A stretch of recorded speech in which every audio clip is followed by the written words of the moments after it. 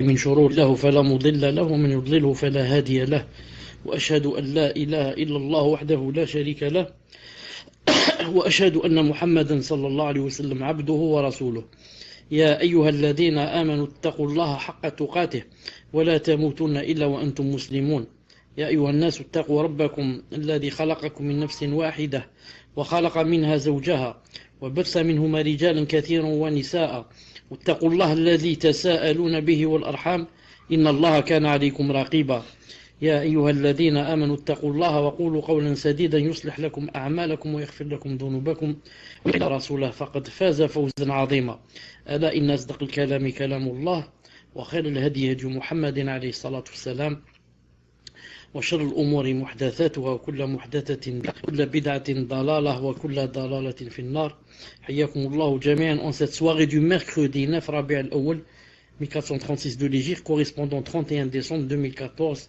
bi'idhnillahi subhanahu wa ta'ala.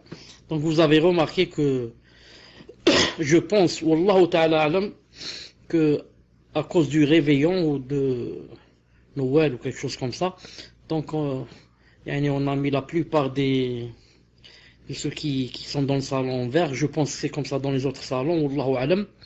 Et ensuite, le salon normalement, son maximum c'est 250. Aujourd'hui il y a, je vois sur l'affiche 301. Donc c'est aussi, je crois, une faveur pour ce soir. Donc je dis, si c'est possible, car je sais qu'après 300, personne ne peut rentrer. Si c'est le deuxième salon, pour que les gens, Inch'Allah Ta'ala, s'ils veulent rentrer, profiter, et que quelqu'un, Inch'Allah Ta'ala, prenne le micro là-bas. Wallahu alam.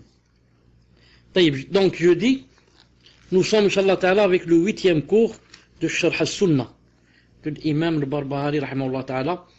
Donc, on va réviser juste un peu. On est maintenant sur le livre de Cheikh Fawzan, hafidhahullah ta'ala. On révise et on termine. Donc on était là où Cheikh Fawzan, hafidhahullah ta'ala, quand il commentait la parole de Barbahari, rahimahullah ta'ala, quand il parlait de « Et ne suis pas la passion, sinon elle t'égarera du sentier d'Allah. Ceux qui s'égarent du sentier d'Allah auront un dur châtiment pour avoir oublié le jour des comptes. » Bon, ça c'est un verset. Voilà sa parole. Car certes, vous n'avez aucune preuve pour vous. Le messager d'Allah sallallahu alayhi wa sallam a très certainement expliqué la sunna à sa communauté et il l'a clarifié à ses compagnons.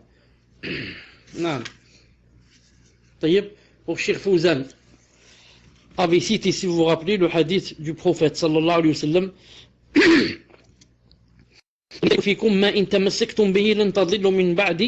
Il a dit Kitab Allah wa sunnati. Je vous ai laissé deux choses, tant que vous vous y accrocherez, vous ne vous égarez jamais. Le livre d'Allah et ma sunna, c'est un hadith authentique, voir si c'est la Sahih 1761. Non. Ensuite, il a cité sa parole. Et ce sont eux, le consensus, le jama'a. Ils constituent le corps principal. Sawad al-A'lam. Non. Cheikh Fawzan, hafidhahullah ta'ala, a cité le hadith. خيركم قرني ثم الذين يلونهم ثم الذين يلونهم. Les meilleurs d'entre vous sont ma génération, puis celle qui la suit, puis celle qui la suit. Bukhari 151 et Muslim. Je n'ai pas cherché Muslim, on suffit de Bukhari. Non. Ensuite il a cité le verset. السابقون الأولون من المهاجرين والأنصار والذين اتبعهم بإحسان رضي الله عنهم ورضوا عنه وأعد لهم جنات تجري تحتها الأنهار خالدين فيها أبدا. توبة 100. Il est en train de citer et de faire des éloges des Sahaba radiyallahu ta'ala anhum. Les tout premiers croyants, parmi les émigrés et les auxiliaires, et ceux qui les ont suivis dans un beau comportement. Allah les agrée et il l'agrée. Il a préparé pour eux des jardins sous lesquels coulent les ruisseaux. Et ils y demeureront éternellement. Voilà l'énorme succès. Ensuite, sa parole. Rien ne pourra jamais réformer. Il a cité le hadith, le hadith de la parole de l'imam Malik, rahimahullah ta'ala. Rien ne pourra jamais réformer l'état de la fin de cette communauté, si ce n'est ce qui a réformé l'état des premiers de cette communauté. C'est comme ça que ça marche. C'est-à-dire, On ne peut pas inventer une chose maintenant et dire qu'avec cette chose on va réformer. Est-ce que vous m'entendez?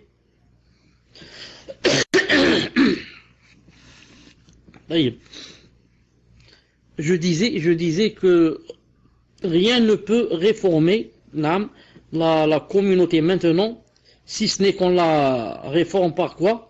Parce qu'il a réformé les premiers. Ensuite, il a cité sa parole, la parole de Barbahari rahimahullah lorsqu'il a dit et le corps principal, Saoud al-A'zam, c'est la vérité et ceux qui la suivent. C'est la vérité et ceux qui la suivent. Maintenant, on va revenir un peu marche arrière. Donc, c'est ça le nouveau. On va commencer maintenant par le nouveau. Par le nouveau, on va dire, une seconde, je vais effacer. Encore. Maintenant, le nouveau, Inch'Allah Ta'ala, Cheikh Fawzan dit, Hafidahullah Ta'ala, de nos jours, certains mettent en garde contre la voie des pieux prédécesseurs. De nos jours, certains mettent en garde contre la voie des pieux prédécesseurs. De nos jours, certains avertissent contre le fait de revenir aux paroles des prédécesseurs. Est-ce que vous m'entendez d'abord? Est-ce que vous m'entendez?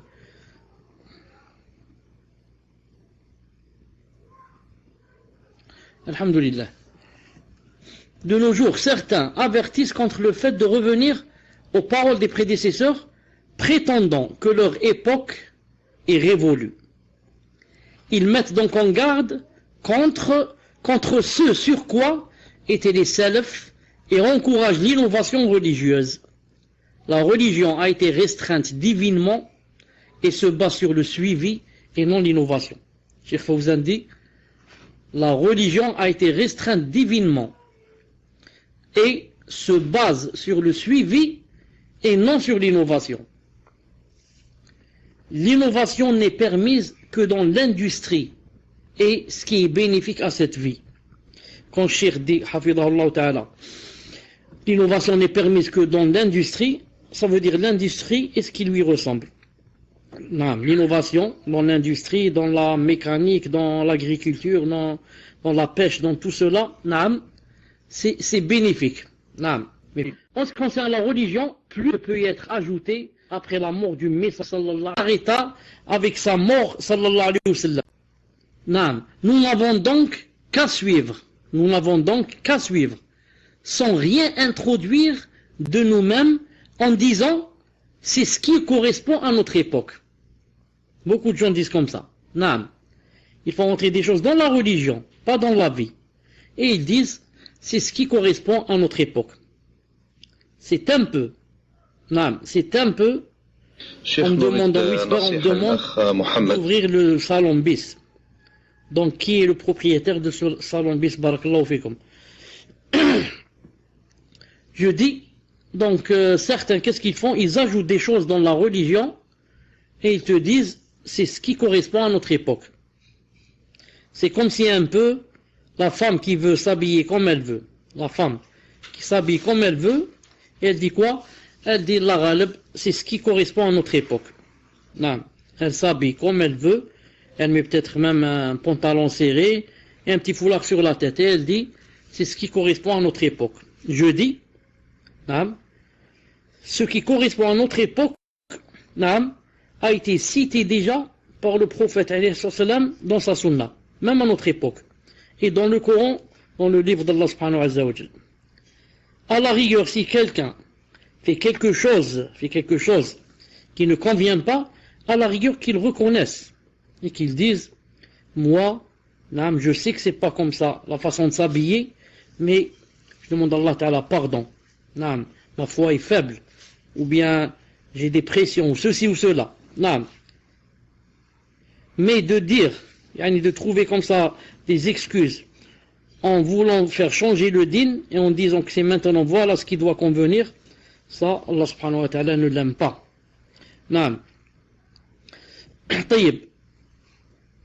Alors on arrête ici une seconde pour dire, est-ce que ça coupe chez vous ou ça coupe pas? Pas de coupure, alhamdoulilah. Donc Ibn Muhammad, c'est chez toi. Ibn Muhammad, c'est chez toi. Donc le Cheikh, Hafidahullah Ta'ala, a dit, ils font des choses en disant, c'est ce qui correspond à notre époque. Alors que l'imam Malik, Rahimahullah Ta'ala, a dit sa phrase célèbre. Qu'est-ce qu'il a dit? Il a dit, je cite sa phrase célèbre tout à l'heure, il a dit, rien ne pourra jamais réformer l'état de la fin de cette communauté, si ce n'est ce qui a réformé l'état des premiers de cette communauté. On ne peut rien rajouter, on ne peut rien ajouter dans le din et dire que maintenant ça a changé, c'est une nouvelle époque. Rien ne pourra jamais réformer l'état de la fin de cette communauté, c'est-à-dire l'époque où nous vivons et l'époque qui viendra aussi, si ce n'est une chose qui a réformé l'état des premiers, de la première communauté. Non. Un din, il est le même, il n'a jamais changé. Non. La façon dont le prophète a adoré Allah subhanahu wa ta'ala et les compagnons, non, c'est nous ce qu'on fait, c'est la même chose. On l'adore de la même façon. Non. La même façon du prophète et des compagnons et des tabi'in. Donc, on ne peut pas inventer une chose et dire cette chose peut réformer. Sauf si c'est bien sûr quelque chose dans la dunya, pas dans le din.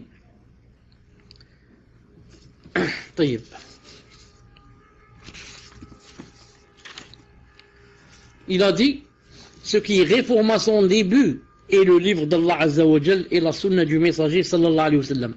Donc les derniers ne pourront être rectifiés que par le Coran et la Sunna, en suivant la guidée des pieux prédécesseurs. Voilà la réponse, Inch'Allah Ta'ala. Ensuite, il a dit, sa parole et le corps principal, Sawad al-A'zam, c'est la vérité et ceux qui la suivent. Et le corps principal, c'est-à-dire Sawad al-A'zam, c'est la vérité et ceux qui la suivent. Cheikh Fawzan, Hafidahullah Ta'ala, commente en disant, Sawad al-A'zam sont les gens de la vérité et ses membres. Et ces membres sont qui? Sont ceux qui s'y attachent. Je répète, Sawad al-A'zam sont les gens de la vérité et ses membres sont ceux qui s'y attachent. Sawad al-A'zam ne signifie pas le plus grand nombre. Sa signification est plutôt ceux qui sont sur la vérité, même s'ils sont peu. Ce sont eux, Sawad al-A'zam, même s'il ne s'agit que d'une personne. Que d'une personne. Ici, il rapporte en bas, dans le commentaire, Abu Nu'aym rapporte dans le Hilya, 9-238, qu'un homme demanda à l'imam Ishaq ibn Rahawi, rahimahullah. Il lui demanda, qui sont Sawad al-A'zam? C'est qui le corps principal qu'on doit suivre? Il répondit, Muhammad ibn Aslam al-Tusi, ses compagnons et ceux qui les suivent. Muhammad ibn Aslam al-Tusi, à l'époque de Ishaq ibn Rahawi, c'était lui le plus grand savant. C'est lui, en son époque, le plus grand savant. Donc il a dit, Sawad al-A'zam c'est qui? C'est Muhammad ibn Aslam al-Tusi, et ses compagnons et ceux qui les suivent. Puis il dit, un homme demanda à Ibn al-Mubarak, oh Abu Abdurrahman, qui est Sawad al-A'zam? Il répondit, Abu Hamza, un grand savant de l'époque. Il a dit, c'est lui, Sawad al-A'zam. Pourtant, c'est une seule personne, Abu Hamza Soukari. Ishaq dit alors, à cette époque, Abu Hamza, et à la nôtre, Muhammad ibn Aslam, et ceux qui les suivent. Par la suite, Ishaq dit, si vous aviez demandé aux ignorants ce qu'est Sawad al-A'zam, ils vous auraient répondu, le groupe des gens. Ils ne savent pas que la Jama'a est le savant qui s'attache aux paroles et à la voix du prophète sallallahu alayhi wa sallam. Donc, celui qui est avec lui et suit sa voix est la Jama'a. Et quiconque s'y oppose a abandonné la Jama'a. Puis Ishaq dit, je n'ai pas entendu plus savant que Muhammad ibn Aslam durant les 50 dernières années. Donc, il faut suivre Sawad al-A'zam et le corps principal, ce n'est pas la quantité. Non, c'est ceux qui sont sur la vraie voie. Même s'ils sont un petit groupe, même s'ils sont 5 ou 6, même s'ils sont 2 ou 3, même si c'est une seule personne. C'est pour ça que Cheikh Fawzan dit, il a dit, sa signification est plutôt ceux qui sont sur la vérité, même s'ils sont peu. Ce sont tous Sawad al-Azam, même s'il ne s'agit que d'une seule personne. Quiconque est sur la vérité est considéré étant Sawad al-Azam. Ne prenez pas en compte les grands nombres des gens. Considérez plutôt ce sur quoi ils sont. Car il se peut que la majorité soit sur l'égarement. Naam. Alhamdoulilah, en islam, le critère c'est pas quoi? C'est pas la multitude. Mais la vérité se connaît par quoi? Par les délils. Donc, s'il y a 100 personnes, et nous on va demander, on va dire par exemple, est-ce que jeûner le lundi est obligatoire?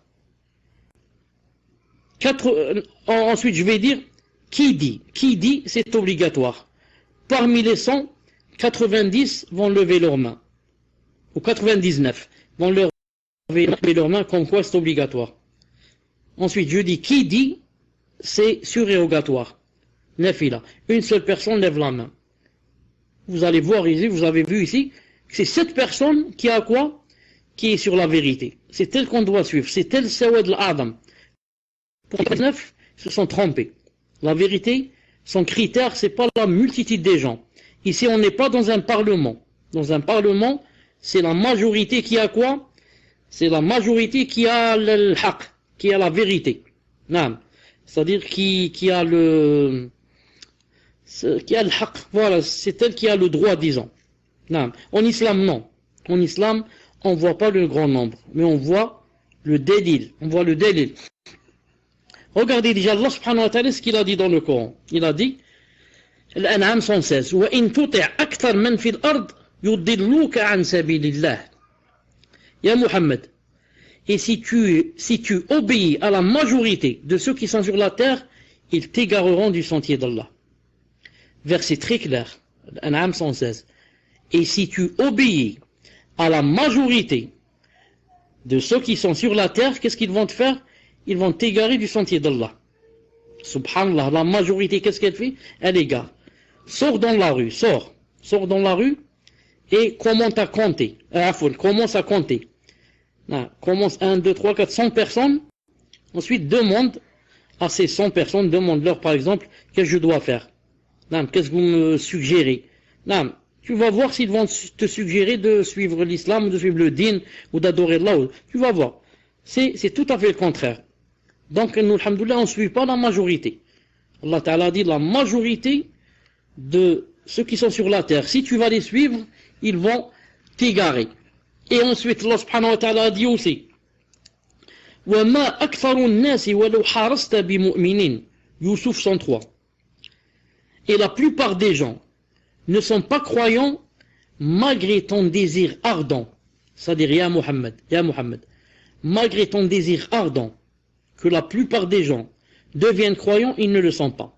Donc la plupart des gens, comment qu'ils sont? Ils ne sont pas croyants. Donc si je vais suivre la plupart, donc je vais suivre les mécréants, car la plupart ne sont pas croyants. Allah subhanahu wa ta'ala dit dans le Coran, Al-A'raf 102, وَمَا وَجِدْنَا لِأَكْثَرِهِمْ مِنْ عَدْ وَإِنْ وَجِدْنَا أَكْثَرَهُمْ لَفَاسِقِينَ. Et nous n'avons trouvé chez la plupart d'entre eux aucun respect de l'engagement. Mais nous avons trouvé la plupart d'entre eux pervers. Donc la fin du verset, mais nous avons trouvé la plupart d'entre eux, la plupart des gens pervers.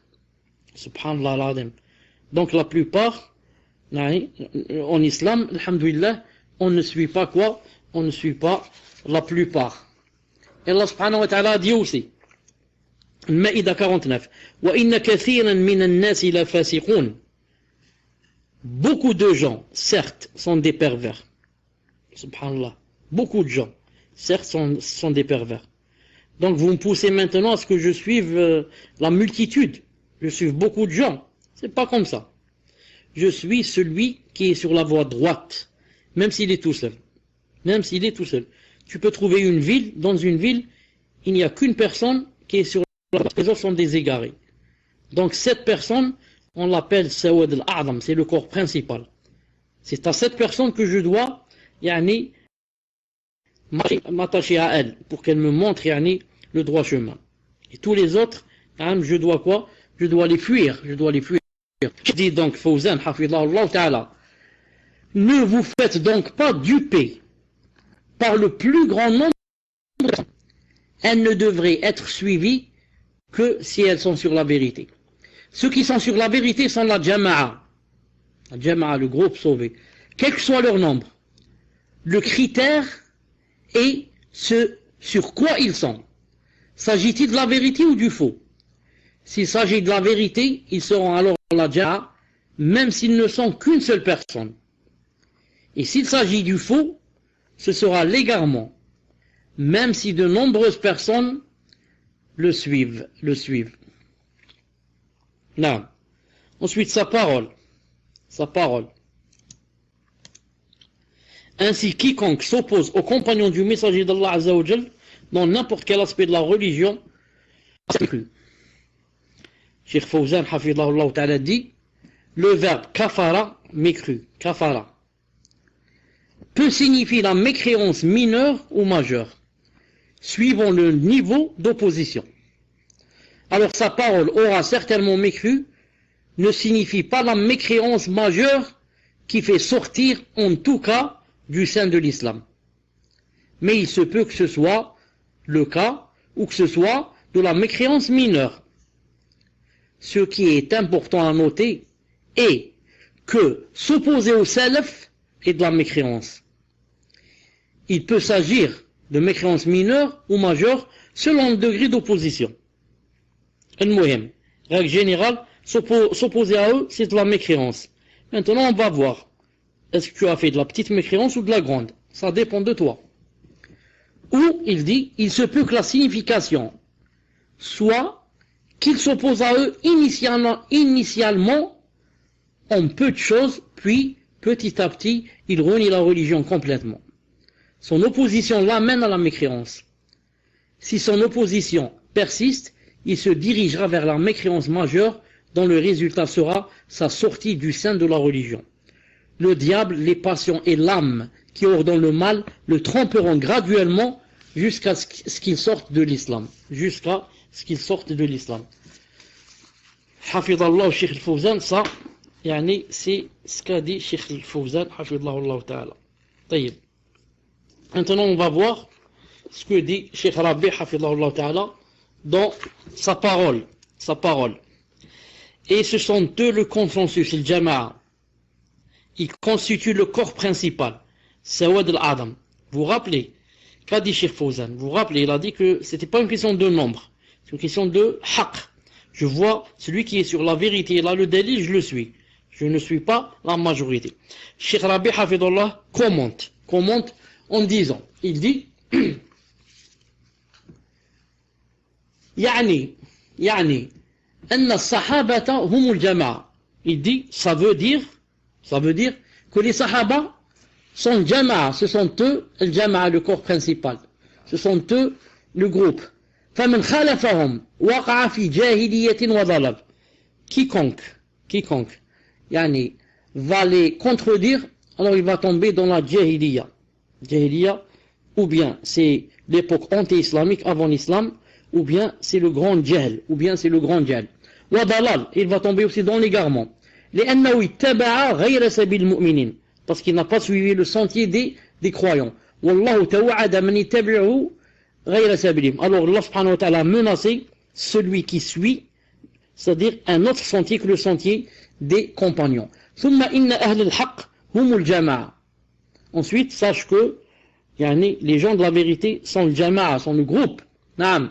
في أي زمان وفي أي مكان. Dans chaque temps et chaque lieu. نعم. En chaque époque. Et dans chaque endroit, نعم, ce sont eux. La jama'a. ولو كانوا قلة. Même s'ils sont peu nombreux. فليس العبرة في الإسلام بالكثرة. Il a dit, en islam, le critère, ce n'est pas la multitude, ce n'est pas le grand nombre. وقال الله تعالى, ensuite il a cité le verset, je le cite en français, Et si tu obéis à la majorité de ceux qui sont sur la terre, ils t'égareront du sentier d'Allah. Donc il a dit, pour prouver aussi que quoi, regardez, les savants, ils ont tous le même verset, subhanallah, le même hadith. Il a dit que, voilà le verset qui prouve que on ne suit pas la majorité, mais on suit ceux qui sont sur la vérité, car la majorité sur la terre, Allah nous a informé que si on va les suivre, ils vont nous égarer du sentier d'Allah subhanahu wa ta'ala. طيب وقال et il a cité aussi le deuxième verset où Allah Ta'ala dit وَمَا أَكْثَرُ النَّاسِ وَلَوْ حَرَصْتَ بِمُؤْمِنِينَ. Et la plupart des gens ne sont pas croyants malgré ton désir ardent qu'ils soient croyants, ils ne le sont pas, فَإِنْ كَثُرَ أَهْلُ الْحَقِّ فَيَا حَبَّذَا. Cheikh Rabbi Hafidahullah Ta'ala dit فَإِنْ كَثُرَ أَهْلُ الْحَقِّ فَيَا حَبَّذَا. Si jamais maintenant les gens qui sont sur la vérité vont se multiplier, il va y avoir un grand nombre. Il a dit, c'est ce qu'on souhaite, masha'Allah. Nous on n'est pas contre. Vous avez compris, ça ne veut pas dire qu'on n'aime pas que les gens de la vérité soient nombreux. Non. Il dit, ya habbada. Walhamdulillah, il a dit, louange Allah.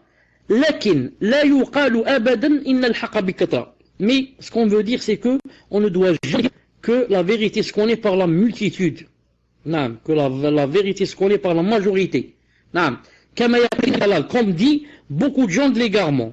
Comme dit cela, beaucoup de gens de l'égarement. Vous avez remarqué, qui dit comme ça? La plupart sont les gens de la masse qui disent comme ça. Les gens de la masse, vous avez remarqué, ils suivent quoi? Ils suivent la majorité. Si la majorité dit par exemple que si telle et telle chose, même si elle est haram, ils disent oui. Nous sommes nombreux à dire cette chose. Comment? Il n'y a qu'une seule personne qui dit le contraire. Donc, elle est dans le faux.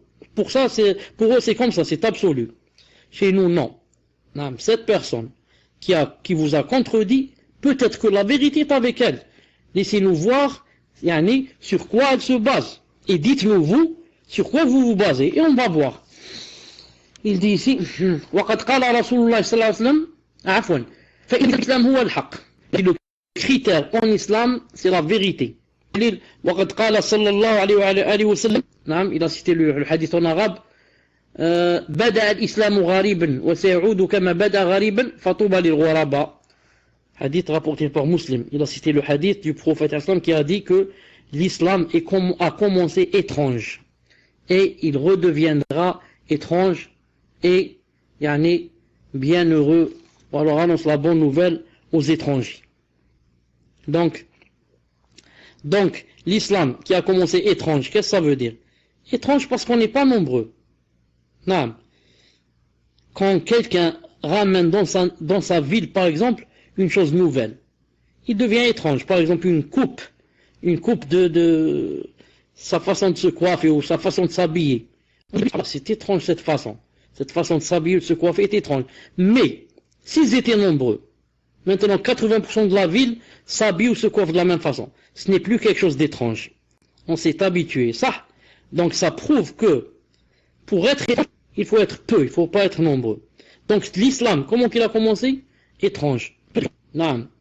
Abu Bakr, Abdurrahman ibn Auf, Uthman ibn Affan, Ali ibn Abi Talib, Khadija, Ammar, Soumiya. Donc vraiment étrange. Il a dit, et il redeviendra étrange. Subhanallah al-Azim. Non, il a dit, وعلى كل حال, il a dit, et dans tous les cas. قد يفهم أهل الباطل أن السواد الأعظم هو الكثرة. Il a dit, dans tous les cas, il est possible que les gens du faux, ils vont comprendre que la multitude, c'est le délil de la vérité. Il a dit لكن المؤلف يرد هذا الفهم الباطل بقوله والسواد الأعظم من الحق. Il a dit mais l'auteur a réfuté cette parole en disant que quoi? En disant السواد الأعظم, c'est la vérité et ses adeptes. C'est pour ça que le Barbahari rahmallah a dit السواد الأعظم, c'est la vérité et ceux qui suivent la vérité. Donc il a réfuté la parole de ceux qui disent la vérité, c'est la multitude et la majorité. قوله. Ensuite, lorsque le Barbahari rahimahullah a dit, lorsqu'il a dit, ainsi quiconque s'oppose aux compagnons du messager d'Allah sallallahu alayhi wa sallam dans n'importe quel aspect de la religion a certes mécru. A certes mécru. Cheikh Rabi hafidahullah ta'ala يحذر المؤلف رحمه الله, l'auteur يعني met en garde رحمه الله تعالى يحذر من تعمد مخالفة أصحاب رسول الله صلى الله عليه وسلم. Il met en garde contre celui qui quoi? Contre celui qui يعني sciemment, c'est pas ça avec excuse, mais sciemment, sans excuse, qu'est-ce qu'il fait? Il contredit les sahaba radiyallahu ta'ala anhum. ولا يبعد أنه يريد بالكفر الكفر الأصغر. Il a dit, et le Barbahari rahmahullah, quand il a dit, a certes mécru, il a dit, ce n'est pas loin, yani, je pense, c'est admissible de dire que il entend par là le petit coffre, pas le grand. Il a dit le petit coffre, pas le grand. C'est-à-dire que celui qui s'oppose au sahaba, la petite mécréance. Il a dit, لأن الكفر كفران. Il a dit car la mécréance se divise en deux. كفر أكبر يخرج من ملة الإسلام. Il a dit il y a une grande mécréance qui fait sortir de l'islam. وذلك لمخالفتهم في أمر معلوم من الدين. Il a dit, et ça s'applique, c'est-à-dire ça s'applique, quand est-ce qu'on dit qu'une personne est sortie de l'islam? Si elle contredit les sahaba. Je peux contredire le sahabi dans une petite chose. Lui, il fait par exemple le siwak. Il le fait avec la main droite, moi je le fais avec la main gauche. Est-ce que je suis sorti de l'islam? Il dit ici, mais il sort de l'islam s'il contredit un sahabi dans quelque chose qu'on appelle en arabe ma'loum min ad-din, quelque chose qui est connu yani, en islam et chez tous les musulmans et dans laquelle il n'y a aucune divergence. Comme par exemple, je vais dire l'alcool est halal, le vol est halal, la zina est halal, tuer quelqu'un, un musulman est halal, et comme ça, manger le porc est halal. Non, ça ce sont des choses dont jamais vous connaissez un musulman qui a dit on peut boire de l'alcool, on peut tuer, on peut manger le porc. Il n'y a pas un musulman qui dit ça, sauf s'il y a un musulman reconverti. Reconverti, il est excusé. Pourquoi? Parce qu'il vient juste d'ouvrir les yeux. Il est nouveau. Mais après qu'il sache, il n'a plus d'excuses. El-Mohem. Cheikh Rabi' hafidahullah ta'ala dit, on dit de quelqu'un, s'il contredit les sahaba, qu'il a fait de la mécréance majeure, c'est-à-dire qu'il est sorti de l'islam. S'il les a contredits dans quelque chose sur laquelle il n'y a pas de divergence. Il n'y a pas de divergence. Il a donné les exemples. Ici, il a dit kasabbillah, comme insulter Allah subhanahu wa ta'ala. Est-ce qu'il y a une divergence quand on insulte Allah subhanahu wa ta'ala? Ou rasoulih, ou bien insulter le prophète sallallahu alayhi wa sallam. Ou bitakfir sahaba al-kiram illa qalil minhum, ou bien dire que les sahaba sont des kuffars, sauf quelques-uns. Comme disent les rawafid. Qu'Allah ta'ala les punisse, les rawafid. Naam. Ou bien se moquer de Allah subhanahu wa ta'ala ou de son prophète ou bien de son livre, du Coran. Il a akhir nawaqid l'islam et etc. ou qu'il fasse d'autres annulatifs. Ensuite il a dit deuxième chose, il y a la petite mécréance, kufr asghar, kal halif bi ghayrillah. La petite mécréance c'est quoi? Comme jurer par autre qu'Allah Ta'ala. Je dis, je jure sur la tête de ma mère que ceci et cela. On dit ça beaucoup ici en Algérie. Au Rassimma. Je jure sur la tête de ma mère que ceci et cela. Je jure sur la Kaaba. Tout cela, c'est de la mécréance. Mais de la mécréance mineure. De la mécréance mineure. Ensuite, il a donné un deuxième exemple de la mécréance mineure. وكيسير الرياء comme يعني lorsqu'on fait de l'ostentation. Non, yasir, mais pas beaucoup. Pas beaucoup. Il y en a qui jurent aussi sur la tombe de leurs parents. Non, ça aussi c'est de la mécréance. Ensuite, Cheikh Rabi' Hafidallah Ta'ala dit une phrase, naam, masha'Allah, regardez ce qu'il dit, il dit وَالْمُؤَلِّفُ إِمَامٌ يَعْلَمُ هَذَا الْفَرْقَ بين الكفرين. Il a dit l'auteur c'est qui? C'est le Barbahari, rahimahullah ta'ala. Il a dit le Barbahari. C'est un savant imam, il a dit, c'est un grand imam. يَعْلَمُ الْفَرْقَ بين الكفرين. Le Barbahari, naam, ça ne peut pas lui échapper. Que quoi? Qu'il y a deux coffres, le coffre et le petit. Tu trouves un petit talibul ilm, c'est ça. Il te dit la mécréance se divise en deux.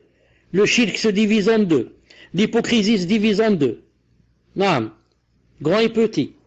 Donc, il a dit, il veut te rappeler, c'est tout. Il te dit attention, quand le Barbahari a dit un mécru, ne crois pas qu'il ne sait pas ce qu'il dit. C'est un grand savant. Il sait qu'il y a grande mécréance et petite. Donc il sait ce qu'il est en train de dire.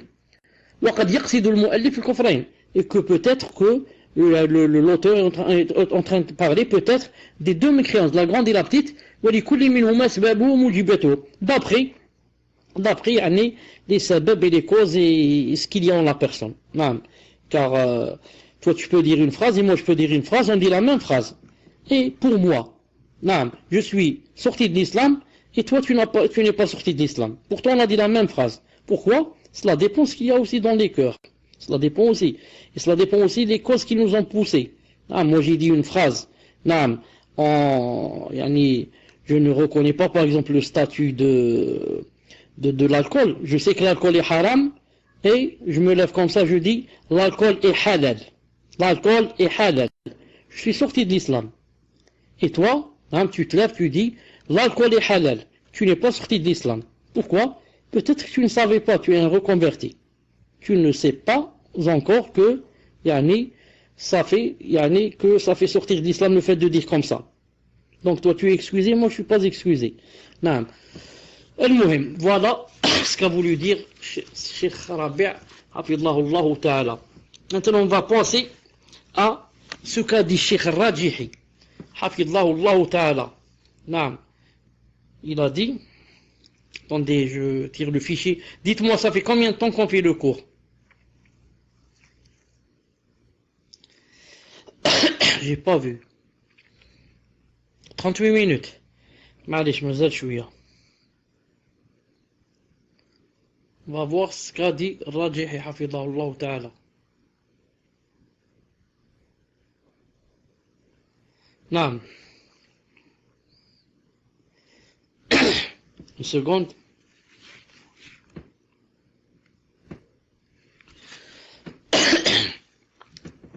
Donc sa parole.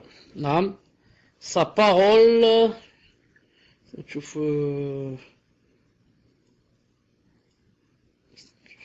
Non. Sa parole. Ce sont eux le consensus, le jama'a. Ils constituent le corps principal.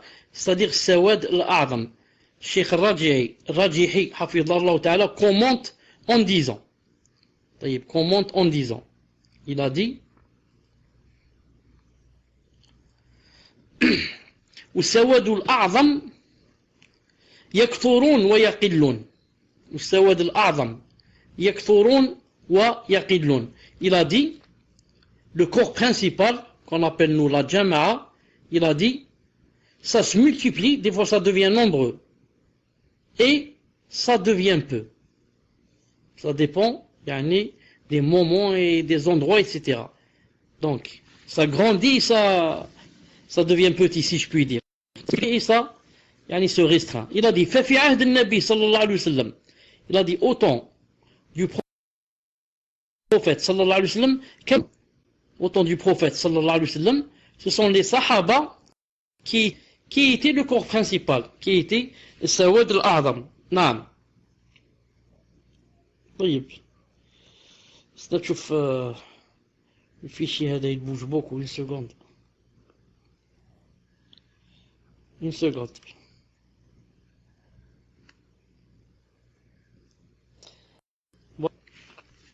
il a dit وفي عهد التابعين كان التابعون هم السواد الأعظم. Et pendant disons le règne des enfants des Sahaba, on appelle les tabi'un, c'était eux le corps principal. Ensuite, par rapport à leurs enfants, les enfants de leurs enfants, c'était eux le corps principal, سواد الأعظم. نعم. وفي بعض الأزمنة يكون على الحق أهل الحق واحد أو اثنين وثلاثة وأربعة. Il a dit dans certaines époques, les gens de la vérité, il se peut que ce soit seulement une personne, deux personnes, trois personnes, quatre. وقد يكون على الحق جماعة متفرقون قلة. Et des fois ils peuvent être un petit groupe.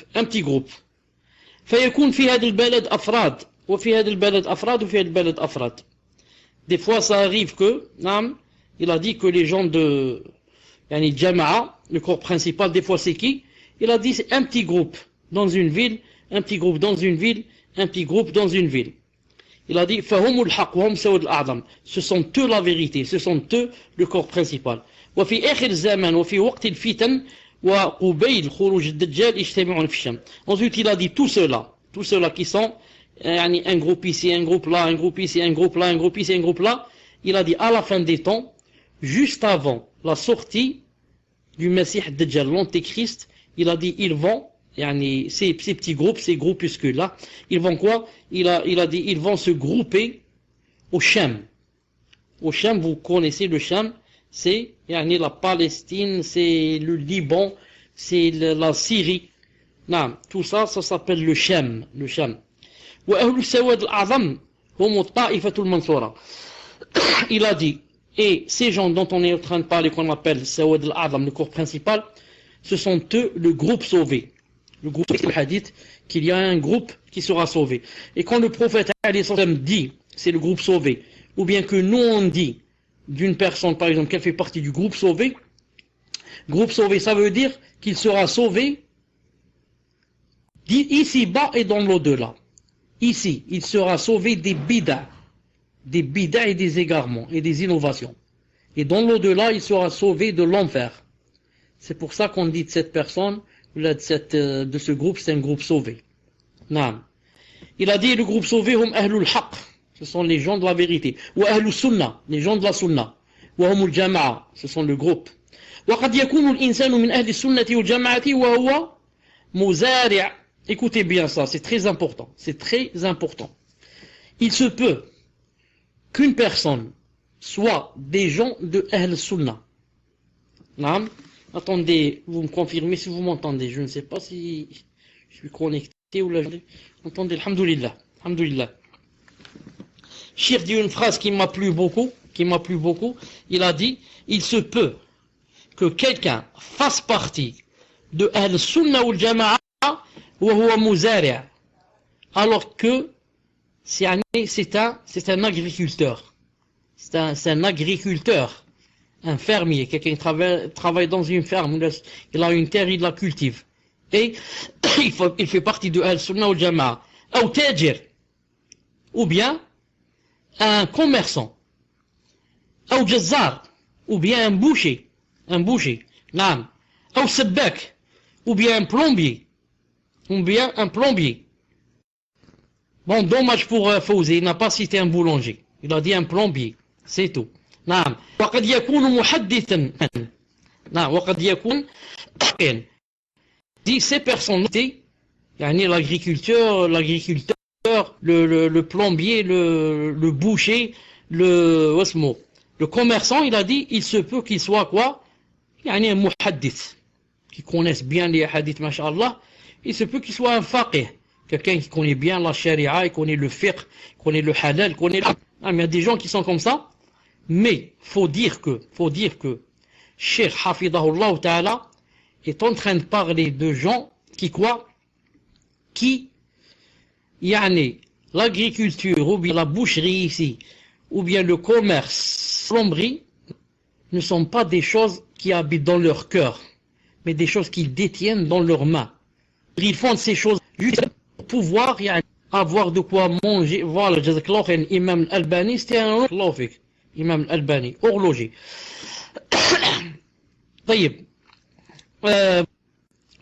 Non, je veux en même temps être commerçant ou la plomberie ou la boue, en même temps, ça coûte de là, je saurai. Salam alaikum, est-ce que vous m'entendez? Alhamdoulilah, on va essayer maintenant et on va voir. Je disais que, non, pour faire yani, partie de Al-Sunnah al-Jama'a, et surtout, comme dit Cheikh ici, devenir yani, muhaddith ou bien faqih, même si la personne yani, il a une boucherie ou un commerce ou la plomberie ou, mais à condition que ça ne le retienne pas du matin au soir. Non, pas du matin, depuis qu'il sort. Après Salat al-Fajr, il ne revient pas jusqu'après Salat al-Isha. Et entre-temps, il n'a ouvert aucun livre de science, n'a écouté aucun cours, n'a lu rien du Coran, n'a rien parlé de din. Donc ça, c'est pas possible. Mais il parle de celui qui a un commerce, par exemple, mais c'est lui qui commande le commerce. C'est pas le commerce qui le commande. Sinon, il ne pourra jamais joindre entre les deux. Il a dit, et il a dit, à la tête de cela, bien sûr, se trouve qui? Se trouvent les gens du hadith. Ou ahlul ilm. Naam, les gens de la science. Ou ahlul basira, les gens de la clairvoyance. Ou min kana ala tariqatihim. Et ceux qui sont sur leur chemin. ولهذا قال الإمام أحمد إن لم يكونوا أهل الحديث يعني الجماعة فلا أدري منهم. نعم, quand l'imam Ahmed parlait du hadith que يعني, les juifs se sont divisés en 72, 71, ou là les chrétiens, ensuite les autres en 72, et les musulmans vont se diviser en 73 groupes, un seul groupe sera sauvé. Il a dit, on a dit qui à Rasulullah, il a dit le Jama'a dans une version. Dans une autre version, il a dit Sawad al-Adam. Quand il a dit la Jama'a, l'imam Ahmed, quand il commente ce hadith, il dit, on parle de la Jama'a, c'est-à-dire qui est le groupe qui va être sauvé, il dit dire Ahlul Hadith. Donc, je ne sais pas c'est qui alors la Jama'a. Vous avez compris? Le hadith, quand il a dit, c'est le groupe sauvé, c'est la Jama'a. Imam Ahmed dit, si là ici, ce n'est pas Ahl Hadith, c'est pas les gens du hadith, alors je ne vois pas qui peut être la Jama'a. Car vous savez, à la tête, il y a toujours Ahl Hadith. Même nous, si on est savant dans le fiqh, par exemple, comment puis-je être savant dans le fiqh si je ne me base pas sur des hadiths? Le fiqh, d'où je l'ai tiré de ma tête? Le fiqh, c'est ce qu'Allah Ta'ala a dit et ce que son prophète a dit. C'est lui qui a dit ça c'est halal, ça c'est haram, ça annule les ablutions, ça n'annule pas. Donc, le hadith, celui qui a le hadith a tout. Celui qui n'a pas le hadith n'a rien. Donc, Imam Ahmed dit, je vois pas d'autres. Si c'est pas al-hadith qui sont à la tête de la Jama'a, du groupe sauvé, donc je vois pas qui pourrait être à leur place. Non. Ensuite, lorsqu'il a dit, lorsqu'il a dit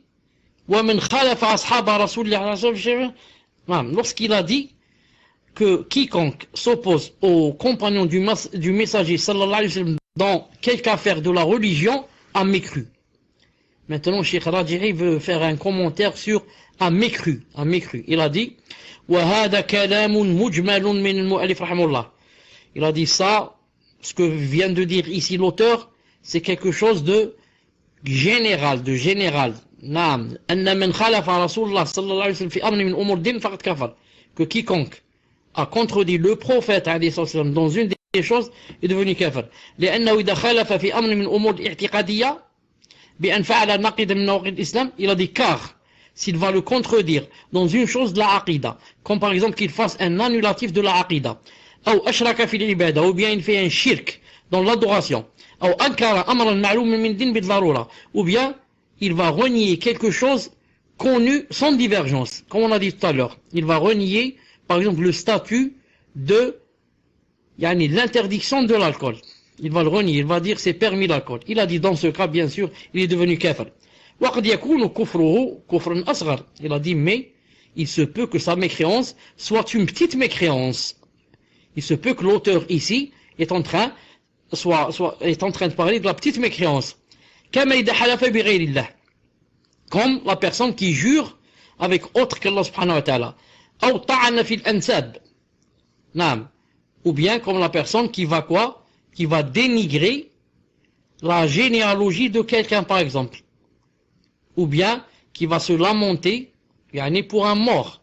D'ailleurs le prophète sallallahu alayhi wa sallam a dit que j'ai délaissé deux choses dans ma communauté qui sont de la mécréance.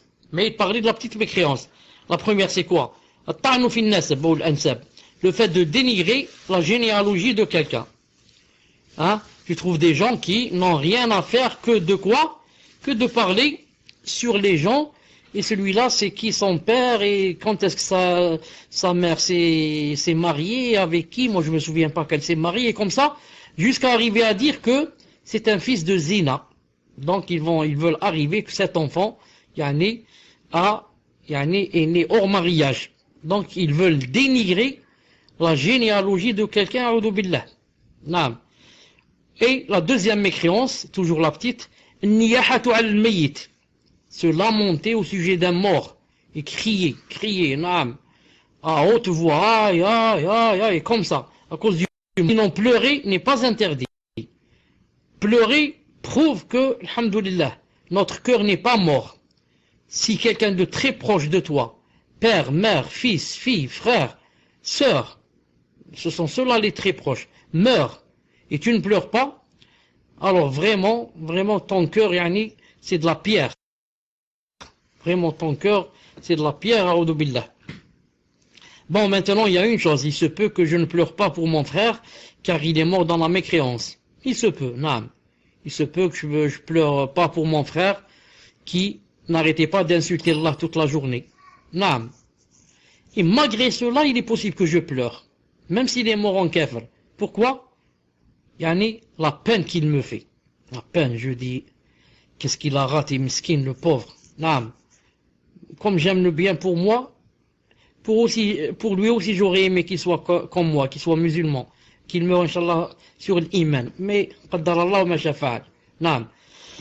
C'est possible. C'est pour ça que Cheikh Ibn Uthaymin dit toujours, rahmallah, sa phrase célèbre. Il dit, quand quelqu'un fait un péché, par exemple, naam, on doit voir les deux choses. Naam. Shar'i ou le qadari. Shar'i, le côté shar'i, légiféré, c'est il a fait la faute, il a fait tel péché. Et le qadari, le kawni, c'est quoi? Que c'était écrit 50 000 ans avant de créer les cieux et la terre. Et non. Il a dit, et la même chose pour quelqu'un qui dit à son frère, il lui dit, il y a kafir. Quand on dit à quelqu'un est kafir, c'est grave. Car ou bien il est kafir, ou bien il n'est pas kafir, ça se retourne contre nous, a'udhu billah. Il a dit al-qital bin muslimin. Et quand deux musulmans s'entretuent, c'est aussi du kufr. Le petit kufr. فَكُلُّ هَذِهِ أَعْمَالٌ كُفْرِيَّةٌ. Toutes ces choses-là sont des actions qui contiennent du kufr, la mécréance.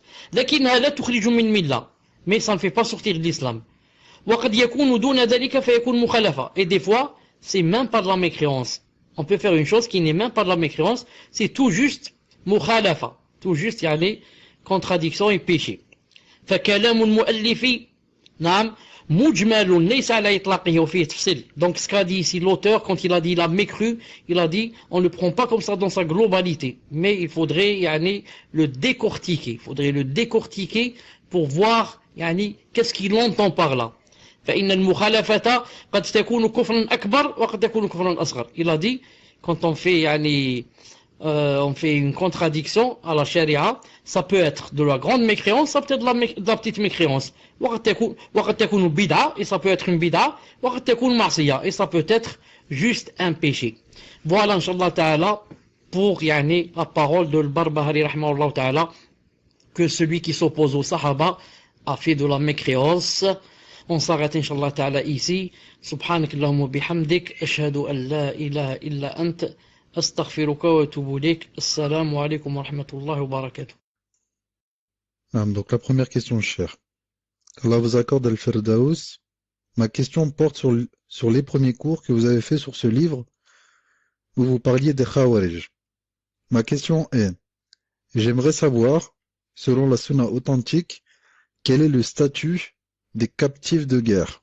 Les hommes peuvent-ils se marier avec elles sont-elles des esclaves?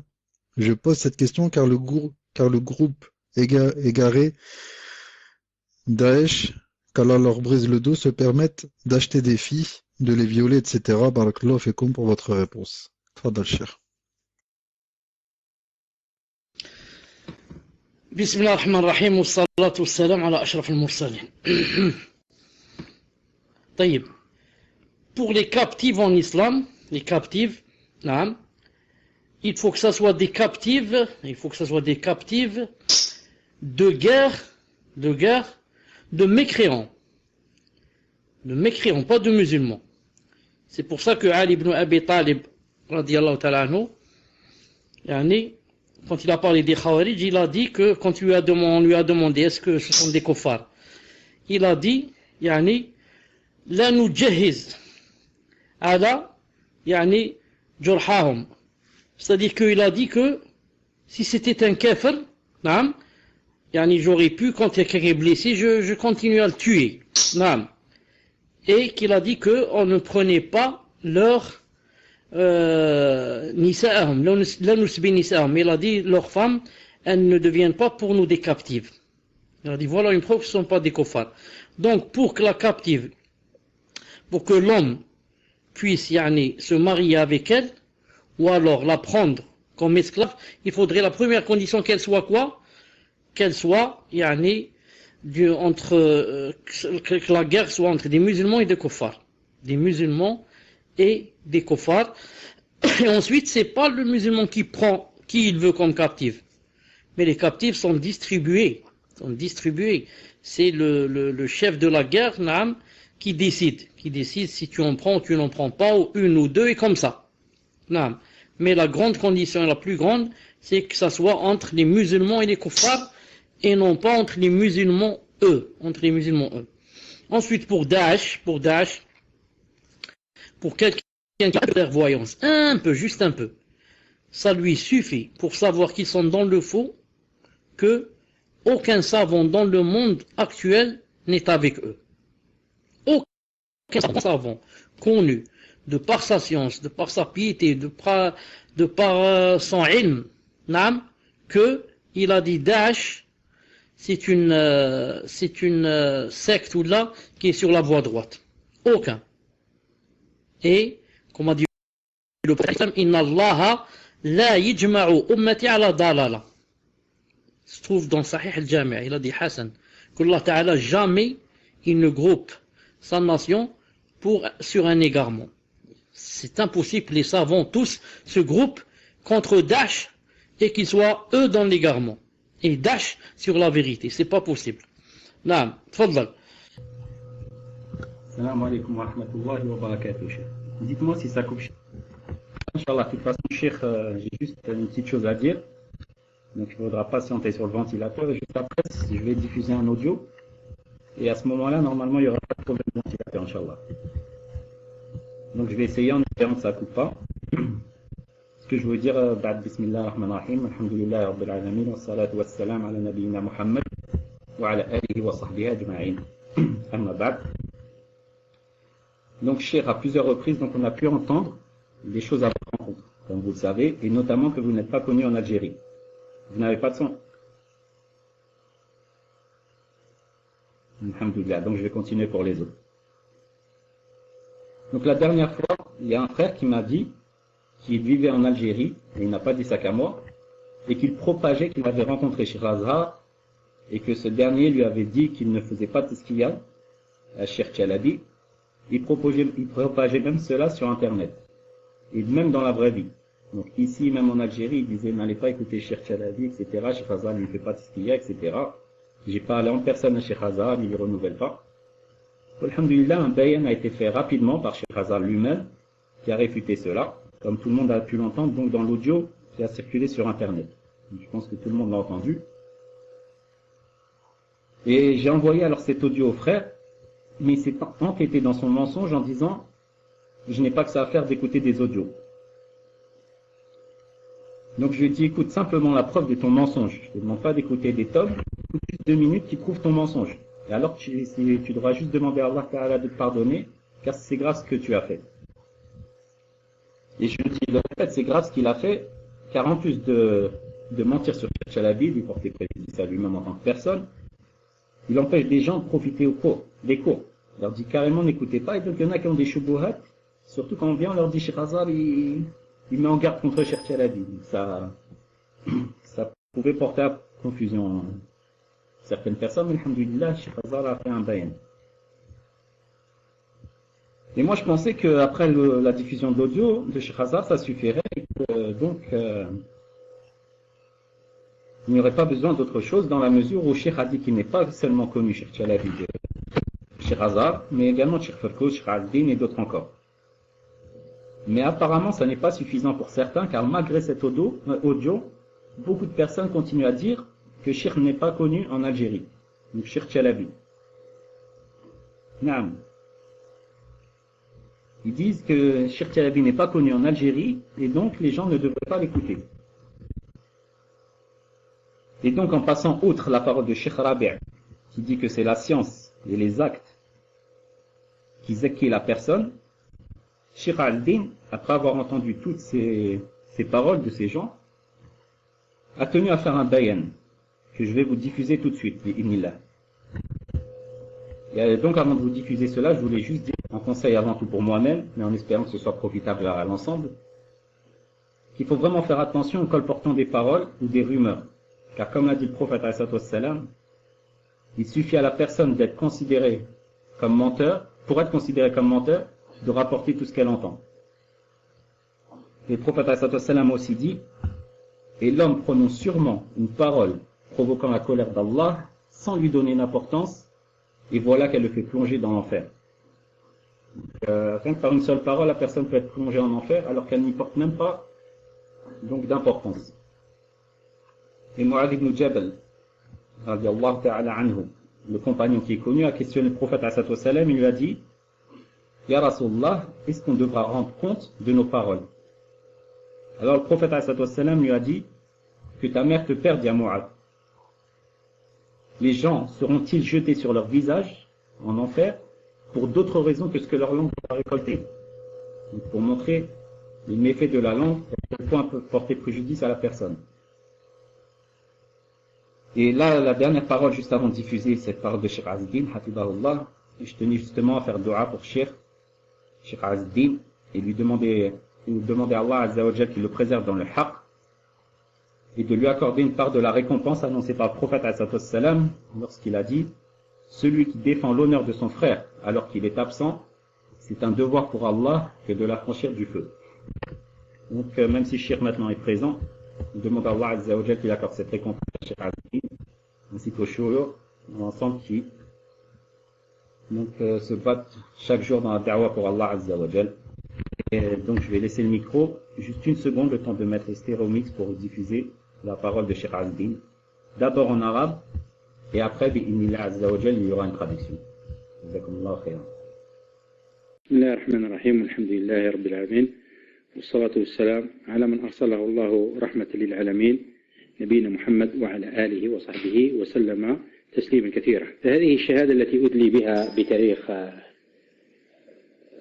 6 ربيع الأول عام 1439 للهجرة الموافق ل 27 ديسمبر 2014 لكي أنبه على شيء ربما قد طال فيه الكلام ولكن أنا أختصره وهو الذي يتعلق بأخينا الشيخ محمد شلبي حيث أن البعض قد ذكره بما لا يليق وأنه غير معروف عندنا في الجزائر. والحقيقة أن معرفتي بالشيخ محمد شلبي ترجع إلى أكثر من 20 سنة حيث عرفته إماما داعيا إلى الله سبحانه وتعالى في بعض المساجد كمسجد بير خادم الذي التحقت به بعد أن كان موجودا فيه إماما وخطيبا، وانتقل بعد ذلك إلى ولاية تيفازا حيث شغل منصب الإمام، وزرته في ذلك المكان، ثم انتقل إلى حجوط، وكان معروفا بدعوته ونشاطه على المنهج السلفي، وكانت له في ذلك الوقت صلة بكثير من الدعاة المعروفين على الساحة والناشطين فيها. ثم وقع له بعد ذلك أن ترك البلاد وذهب إلى الكويت، ولما رجع لم تكن له في الأيام الأولى اتصالات ببعض إخوانه، لكن سرعان ما تدارك ذلك والتقينا وتكلمنا في أمور الدعوة، ورجع إن شاء الله إلى ميدان الدعوة، وصار ينشط عبر النت في دروسه إلى الإخوان هناك في فرنسا، حيث يجيد اللغة الفرنسية، وصلته مع الإخوان موجودة منذ ذلك الوقت إلى أيامنا هذه. وصار يكتب الآن في مجلتنا، مجلة الإصلاح المعروفة، وله مقال منشور، وله مقالات أخرى بعث بها إلى المجلة. ستجد إن شاء الله النور لاحقا في الأيام المقبلة بحول الله تبارك وتعالى. هذه الشهادة مني تنبئ على أن الرجل معروف عندنا، وله يعني نشاط دعوي ومتصل بإخوانه، وهذا الذي نعلمه في حال الرجل الأخ محمد شلبي، وهذه شهادة منا على حسب ما ظهر لنا منا، والله سبحانه وتعالى يتولى السرائر. وصلى الله وسلم على نبينا محمد وعلى آله وصحبه وسلم تسليما كثيرا، والحمد لله رب العالمين. Toutes les louanges sont à Allah, le Seigneur des mondes. Que la paix et la bénédiction soient sur celui qu'Allah a envoyé en miséricorde pour les mondes, ainsi que sur sa famille et ses compagnons. Ceci est un témoignage que j'atteste en cette date du 6 Rabi' al-Awwal 1436, correspondant au 27 décembre 2014, et ce, afin d'expliciter une situation qui a été sujette à de nombreuses paroles, et que je voudrais résumer en disant que cette chose est en rapport avec notre frère, Cheikh Mohamed Chalabi, que certains ont évoqué d'une façon incorrecte, consistant à dire qu'il n'est pas connu chez nous en Algérie. Alors que la vérité est que ma connaissance avec le frère, Cheikh Mohamed Chalabi, remonte à plus de 20 ans, dans la mesure où je l'ai connu comme imam, prédicateur dans la voie d'Allah subhanahu wa ta'ala, dans certaines mosquées comme celle de Bir Khadem, où je fus nommé après qu'il m'ait précédé là-bas en tant qu'imam et khatib. Puis il a rejoint la wilaya de Tipaza, où il a exercé aussi comme imam, et où je lui ai d'ailleurs rendu visite avant d'aller enfin s'installer à Hadjot. Il était connu pour sa prédication et son activité dans le minhaj salafi. D'ailleurs, il maintenait à cette époque des liens avec plusieurs prédicateurs connus et actifs sur la scène, et ce avant de quitter le pays pour aller s'installer au Koweït. Ensuite, après son retour, ce qui s'est produit, c'est que lors des premiers temps, il n'avait pas de contact avec certains frères, mais il a rapidement remédié à cela, ce qui fait que par la suite, nous nous sommes rencontrés et nous avons parlé de sujets en rapport avec la da'wa, et il est revenu sur le terrain de la da'wa. Ainsi, il est actif sur le net, dans ses cours pour les frères de France, et ce car il maîtrise parfaitement la langue française. Quant à ses liens avec les frères, ils existent depuis cette période-là, et ce, jusqu'à nos jours. De même qu'il écrit maintenant pour notre revue, la revue d'Al-Islah, qui est connue. D'ailleurs, il a un article qui a été publié, et il en a d'autres qu'il a envoyés à la revue, et qui verront la lumière dans les jours qui viennent, bi'idnillah tabaraka wa ta'ala. Ceci est un témoignage de ma part, pour montrer que cet homme est quelqu'un de connu chez nous, et il a une activité dans la da'wa, et est en contact avec ses frères, et c'est ce que nous connaissons de la situation de cet homme, le frère Mohamed Chalabi. Et ceci est un témoignage attesté en fonction de ce que nous voyons, et Allah seul est garant du domaine privé. Et que la paix et la bénédiction d'Allah soient sur notre prophète Mohammed sallallahu alayhi wa sallam, ainsi que sur sa famille et ses compagnons, et les louanges ont à Allah, le Seigneur des mondes. Donc voilà, je ne sais pas si chez vous c'était clair. S'il n'y a pas eu de coupure, que ce soit dans la diffusion de la parole de Cheikh ou dans la traduction. Il n'y a pas eu de coupure, alhamdulillah. Donc voilà, c'est encore une fois un témoignage de Cheikh Aziz. Assalamu alaikum wa rahmatullah, est-ce que vous m'entendez?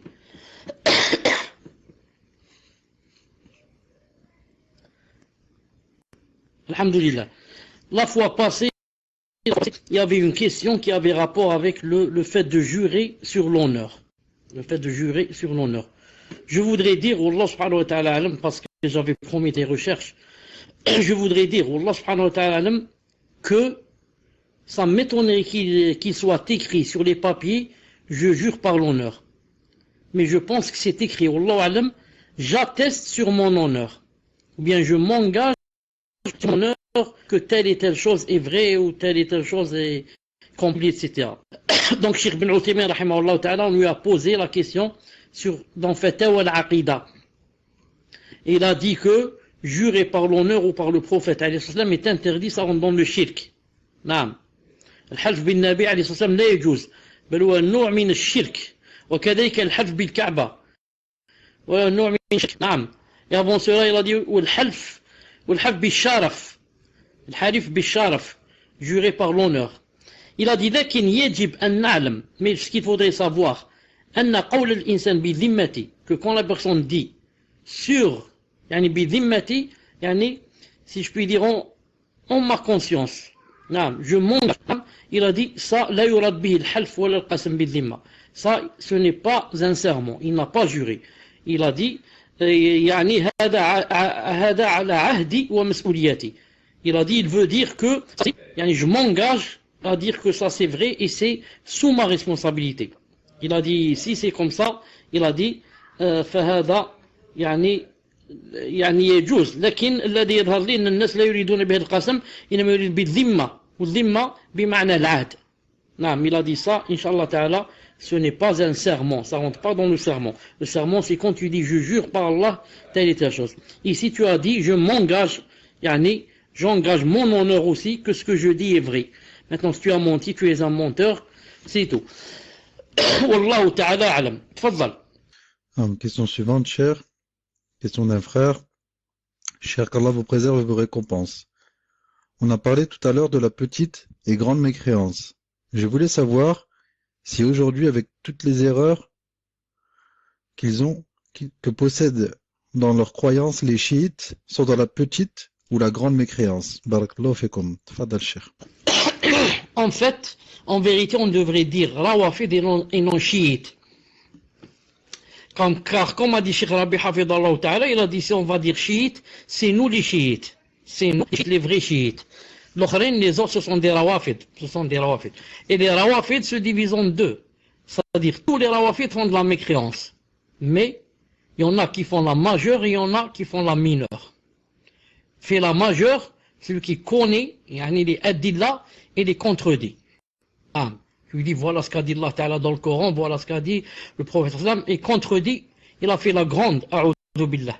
Il ne croit même pas donc au Coran, qui dit que Aïcha, radiyallahu ta'ala, est pure. Et il y en a qui font la petite. La petite, c'est peut-être les gens de la masse qui sont des imitateurs aveugles et qui ne connaissent rien. Et malgré cela, Cheikh Rabi Hafidallah Ta'ala a dit, même pour les gens de la masse, des Rawafiz, il a dit, c'est difficile de dire qu'ils peuvent être excusés. Il a dit, pourquoi? Parce que ce sont des muta'assibun, chauvin. Tu lui dis, non, c'est pas vrai, tu dis, non, si, c'est vrai, c'est comme ça. Il commence à défendre. Donc, normalement, quelqu'un des gens de la masse, il dit une chose, ensuite tu le corriges, il se tait. Il te dit, Allah, je sais pas ou je savais pas. Mais quelqu'un qui commence à défendre, il sort des gens de la masse et il devient quelqu'un qui donc parle avec quoi? S'il parle avec preuve, c'est grave pour lui. Naam. Tfaddal. Question suivante, cher. qu'Allah vous récompense en bien. Ça fait un bon bout de temps que je regarde la série Les histoires des prophètes par Nabil El-Awadi. J'ai découvert par la suite des mises en garde contre lui sur Ilm al-Shara'i. Ma question est: vers quel savant m'orienteriez-vous pour apprendre la vie des prophètes? Puis-je continuer à regarder cette série, sachant que j'apprenais beaucoup, subhanallah. Tfaddal, cher. Est-ce que vous m'entendez bien? Moi, je trouve qu'il y a des coupures chez vous, ou du moins chez Muslim. Alhamdulillah, puisque vous m'entendez bien. Nabil Al-Awadi, comme ça il s'appelle, Nabil Al-Awadi, c'est un Koweïtien. C'est quelqu'un de très dangereux dans la da'wah, très dangereux. Il est contre les savants, les grands savants. et il se moque d'eux, il est jahl, il dit ce sont des juhal et comme ça, et ils sont avec le sultan et je ne sais quoi, et ils disent pas la vérité, astaghfirullah, a'udhu billah. Non. Il est très dangereux parce qu'il parle avec des versets et il cite un verset. Il voudrait le réciter, le plasmodier si je puis dire, il ne le parle pas normalement comme ça. Mais il le récite en le fredonnant, comme un récitateur. C'est pour ça que plusieurs frères lui ont dit pourquoi tu sais cette bid'a. Le prophète, quand il citait un verset, il citait normalement. Non, pas avec plasmodie, normalement, psalmodie. Non. Taïeb. À part cela, je disais, qu'est-ce qu'il avait aussi? Non. Voilà, il a beaucoup d'histoires. Hein, c'est un conteur. Comme l'Arif et la clique, des conteurs. Hein, il te parle de ce qui s'est passé dans tel pays, ceci, une femme a fait cela, un homme a fait ceci, un enfant a fait cela. Non. Il est l'élève de Abdurrahman Abdel Khaliq. Non. Al-Muhim, je conseille à toute personne de s'éloigner de lui et de ne pas l'écouter. Pour la sira, je ne connais pas quelqu'un comme ça, très connu, qui est spécialiste dans la sira et qui ne parle que de la sira sur Internet. Si quelqu'un connaît quelqu'un de fiable sur Internet, qu'il nous dise c'est qui. Moi, je n'en connais personne et je n'écoute pas beaucoup de choses sur Internet. Wallahu ta'ala alam. Si maintenant il n'y en a pas, ça ne veut pas dire que tu es obligé d'écouter, tu peux lire. Lis la sira de Mohammed ibn Abdul Wahhab. Arafat Mohammadi. Hafidahullah ta'ala, il fait des cours de sira, je ne savais pas. Je savais pas. Voilà, maintenant il y a quelqu'un qui s'appelle Arafat Mohammadi. Alors on dit qu'il fait des cours de la sira, c'est quelqu'un, alhamdoulilah, qui est connu pour sa science, c'est quelqu'un de fiable, bi'iznillahi ta'ala. Non. Question suivante, chère, question d'une sœur, qui dit « Je fais souvent le même péché. Je n'arrive pas à m'en débarrasser. Après l'avoir fait, je regrette et je me promets de ne plus recommencer. Mais je recommence toujours. Comment faire pour arrêter? La condition du repentir, c'est de ne plus recommencer. Je ne me sens pas salafia car je me sens hypocrite.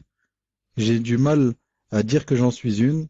Ma question est comment puis-je arrêter un péché qui pour moi est comme fait partie de la catégorie des hypocrites. Barakallahu fikum.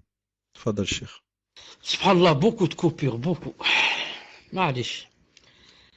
Je ne sais pas ce qu'il y a, ma'alish. Qaddarallahu ma shafa'a. De votre part, est-ce que vous m'entendez?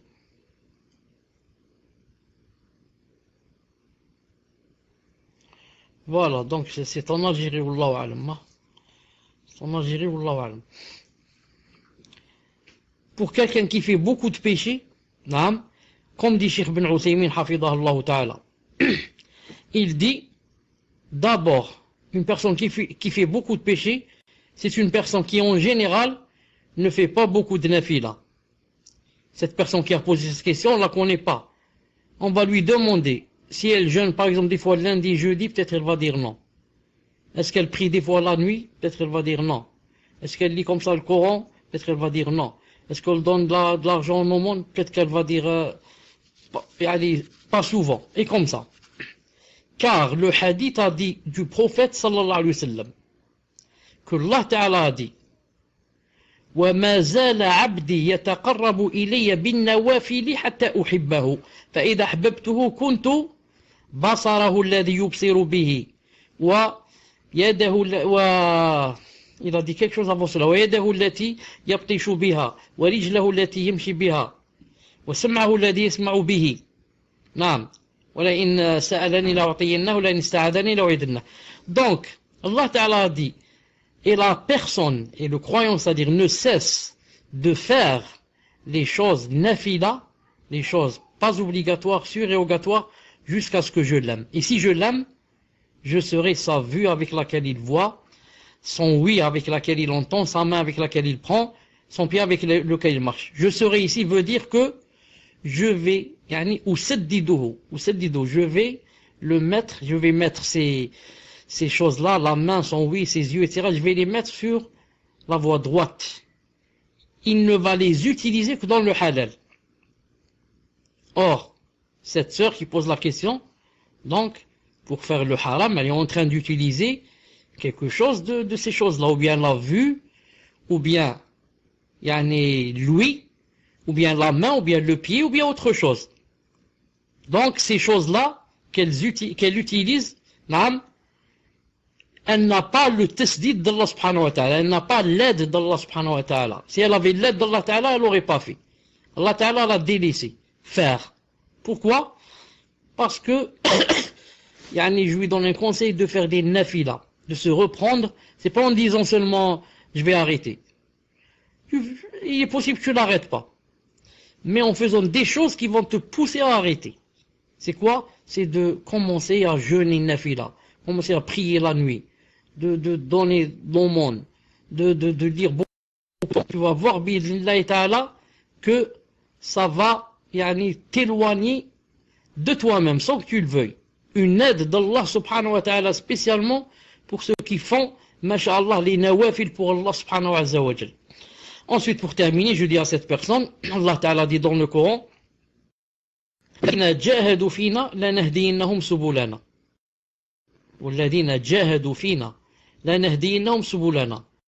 Et le prophète alayhi salam a dit dans un hadith rapporté par Ahmed, l'imam Al-Albani a dit sahih, il a dit en expliquant ce verset, et jahadu anfusahum fi dhatillah, c'est-à-dire que Allah Ta'ala est en train de faire des éloges des personnes qui ont fait le djihad à leur même pour Allah subhanahu wa ta'ala, pour Allah. Surtout les femmes. Les femmes, est-ce qu'elles ont le djihad? S'il y a demain un djihad, elles vont pas au djihad. Donc, qu'est-ce qu'elles doivent faire? Elles ont le djihad du nafs. Elle fait le djihad pour ne fumer, si elle a l'habitude de fumer. Elle fait le djihad pour ne pas parler aux hommes sans raison. Elle fait de s'éloigner des hommes. Elle fait le djihad pour cacher ses cheveux. Elle fait le djihad pour cacher ses jambes. Elle fait le djihad pour ne pas voir le haram à la télé. Et comme ça. Non. Ça prouve que tu fais quelque chose pour Allah subhanahu wa ta'ala. Si maintenant tu pries seulement et tu fais ce que ton âme t'ordonne, ça veut dire que la personne est vraiment loin. Non, la personne est vraiment loin. Je n'ai rien fait pour Allah subhanahu wa ta'ala. Allah ta'ala, c'est lui qui m'a créé. Il m'a donné ce corps. Et maintenant, j'utilise ce corps dans ce qu'il n'aime pas. C'est vraiment étonnant. C'est vraiment étonnant. Allah Ta'ala m'a donné la main pour me servir, pour manger, pour boire le halal, pour l'utiliser dans le halal, pour lire le Coran avec aussi. Naam. Et moi, je vais l'utiliser dans le haram. Ma main, je vais l'utiliser pour toucher des choses haram et prendre une bouteille de bière avec et la cigarette, etc., etc. C'est vraiment de l'ingratitude. C'est vraiment de l'ingratitude.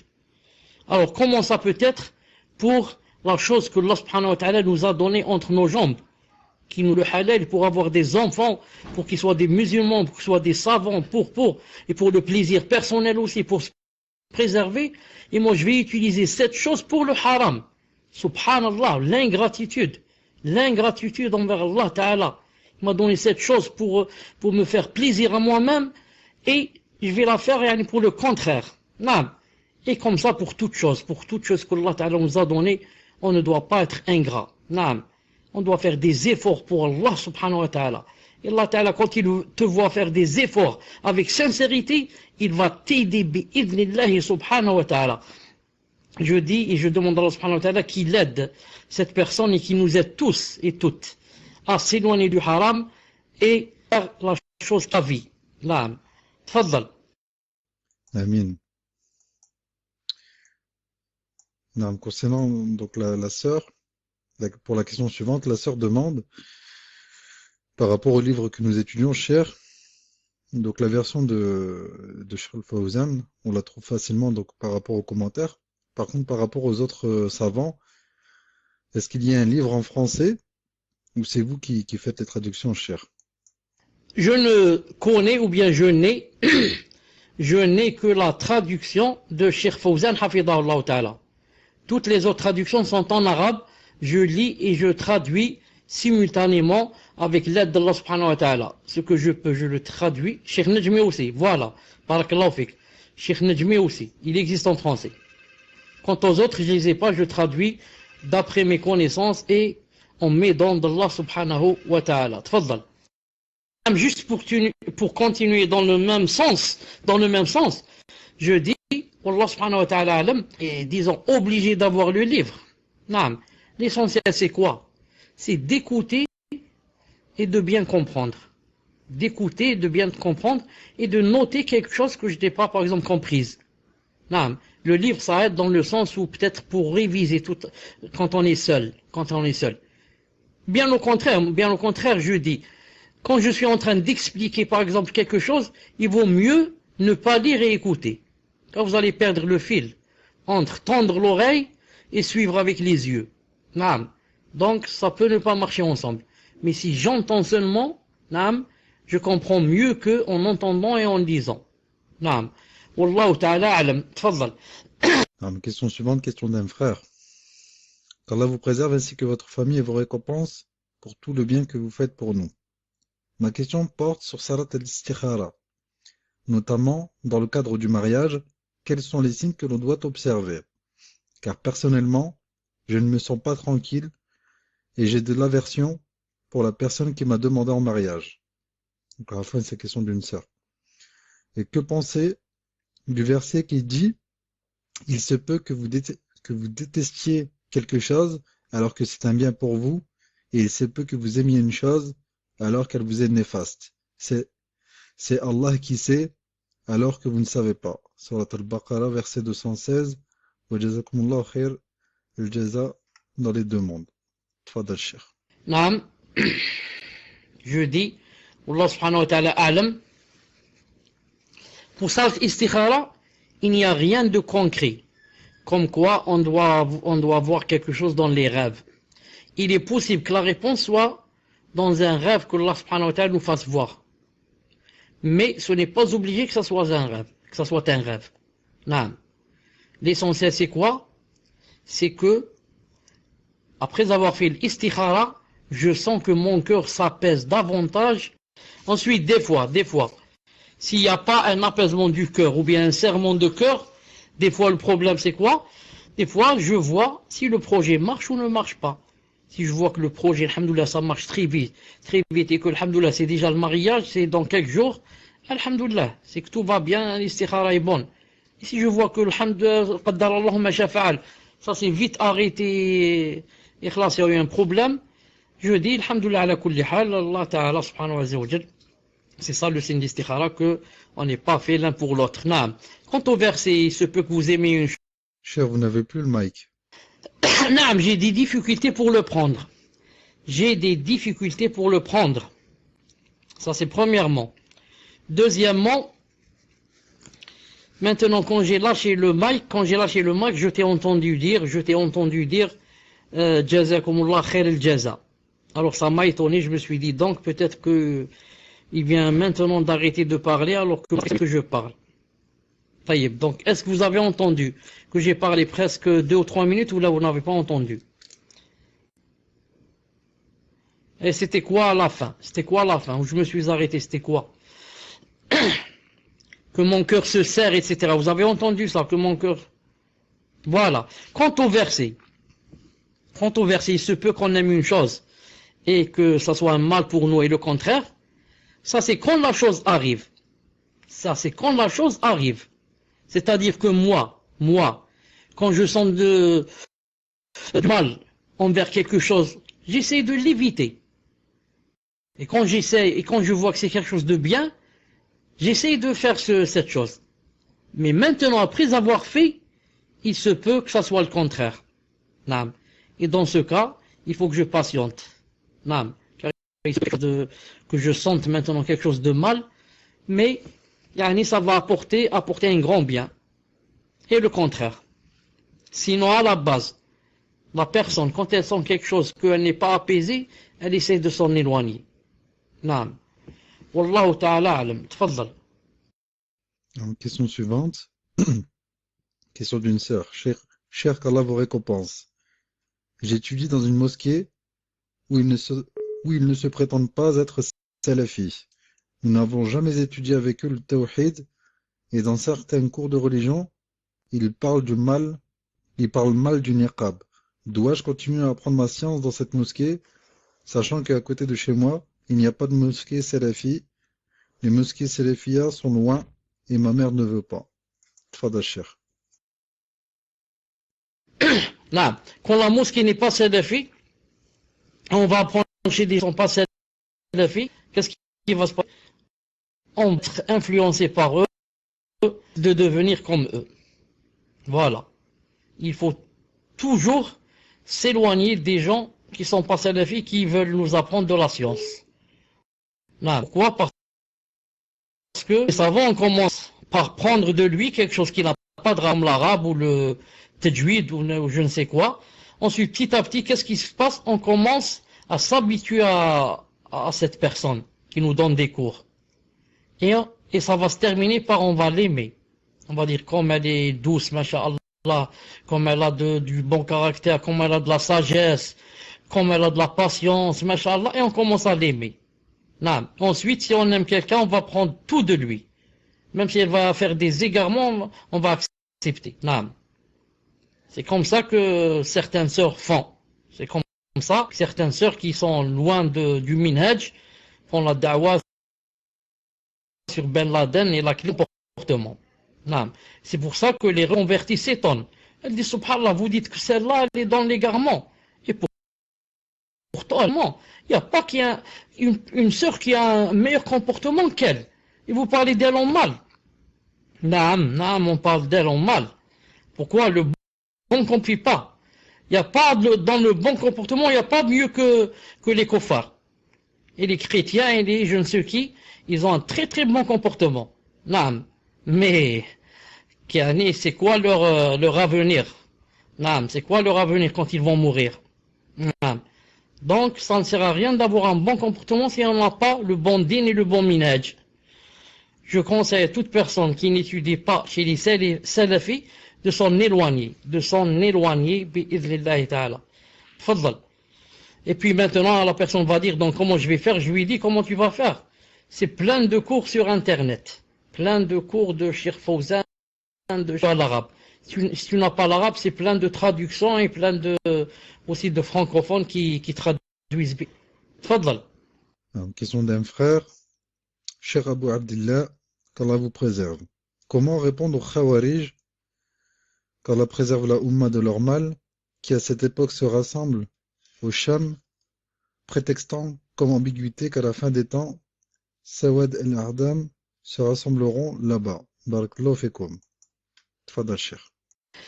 On va leur dire donc vous, vous les Khawarij, les chiens de l'enfer, donc vous prétendez connaître le ghaib, connaître l'invisible. Car le hadith a dit que ils vont se ressembler là-bas quand c'est la fin des temps. Donc vous, qui vous a dit que nous sommes à la fin des temps? Qui vous a dit ça? Que nous sommes à la fin des temps, alors qu'il n'y a aucun grand signe qui est apparu. Donc vous êtes en train de prétention sur prétention et mensonge sur mensonge. Vous êtes en train de ruser sur les gens de la masse qui ne connaissent rien. Ensuite, supposons que nous soyons à la fin des temps. Votre rassemblement n'est pas le rassemblement sharaï. Pourquoi? Car vous n'avez aucun savant avec vous. Pour que votre rassemblement soit accepté, il faut que vous soyez avec des savants. Et des savants au milieu de vous, ou à la rigueur, ce sont eux qui vous ont dit d'aller vous rassembler là-bas. Mais tant que les savants sont tous contre vous, et aucun savant ne vous a donné son consentement et son accord, et son aval, ça veut dire qu'il n'y a pas plus égaré que vous. Fadlal. Ensuite, quelque chose de très important que j'allais oublier, les Ahl Sunnah, quand ils vont se rencontrer à la fin des temps, et ils vont se regrouper au Sham, c'est pour faire quoi? Pour être avec Isa alayhi salam et tuer le Messie Dajjal. Donc c'est pour la charia d'Allah subhanahu wa ta'ala et pour que la parole d'Allah soit la plus haute. mais vous êtes au Cham là-bas pour tuer les innocents, les musulmans, et pour égorger les innocents, les musulmans, et pour violer les femmes des musulmans. Donc, vous êtes là-bas pour contredire Allah subhanahu wa ta'ala, et pour faire exactement le contraire de ce que Allah ta'ala vous a ordonné de faire. Quel mauvais chemin sur lequel vous êtes. Quel mauvais chemin sur lequel vous êtes. Qu'Allah ta'ala nous préserve de vos égarements et préserve nos enfants et préserve notre postérité. Naam, tfaddal. Question suivante, chère, question d'une sœur qui dit: cher qu'Allah vous préserve. Je suis une sœur qui perçoit une allocation adulte handicapée. Je suis marié, j'ai 2 fils adolescents. Mon mari est au chômage et pendant des années nous avons été endettés en France. Par la grâce d'Allah subhanahu wa ta'ala, nous avons réussi à être graciés de nos dettes. En revanche, je dépense beaucoup d'argent dans la santé pour moi-même, mais aussi pour mes fils, qui consultent des spécialistes dont les consultations sont onéreuses. J'ai donc souscrit à une mutuelle car les dettes de santé commençaient à s'accumuler.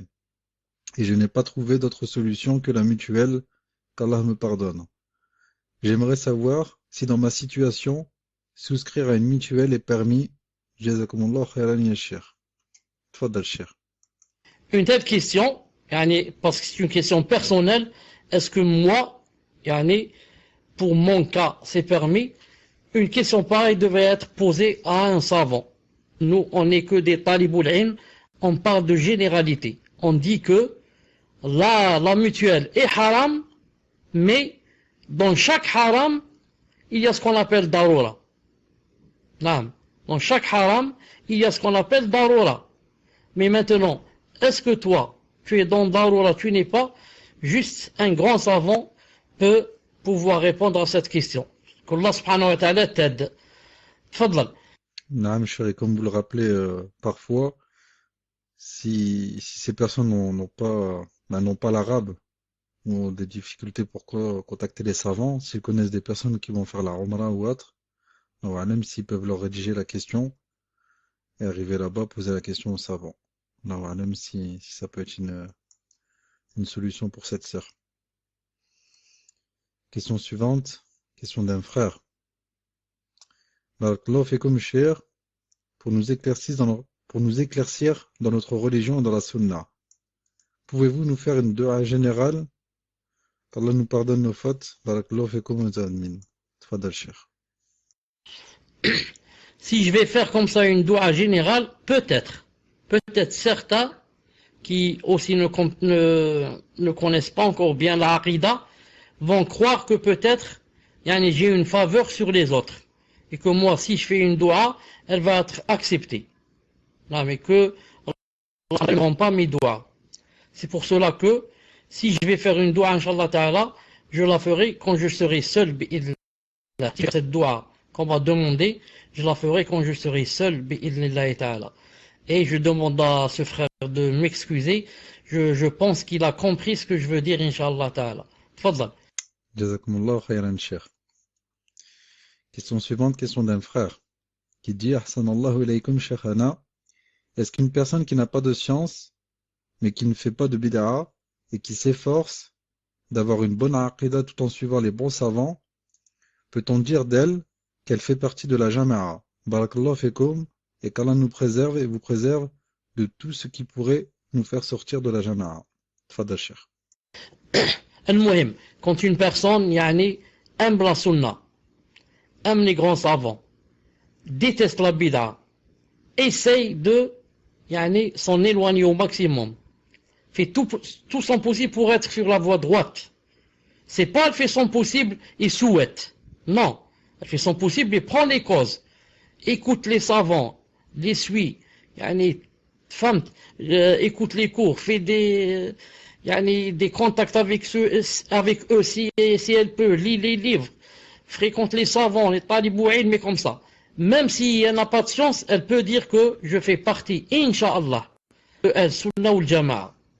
Naam. Al-Sunnah ou Al-Jama'a, c'est une voie droite connue suit cette voie afwan, il fait partie d'eux. Inch'Allah, il dit Inch'Allah, pour ne pas faire de tazkiya. Ça ne demande pas qu'on doit être savant. On peut ne pas avoir de science, mais on suit les savants et on les aime et on voudrait les suivre. On fait des efforts pour les suivre. Sinon, donc, tous les gens de la masse iraient en enfer parce qu'ils ne font pas partie de Al-Sunnah al-Jama'a. Non. Le cheikh a dit tout à l'heure, Hafidallah ta'ala, on peut être plombier, boucher, commerçant, et il a dit agriculteur, et on fait partie de Al-Sunnah al-Jama'a et être sur la voie droite.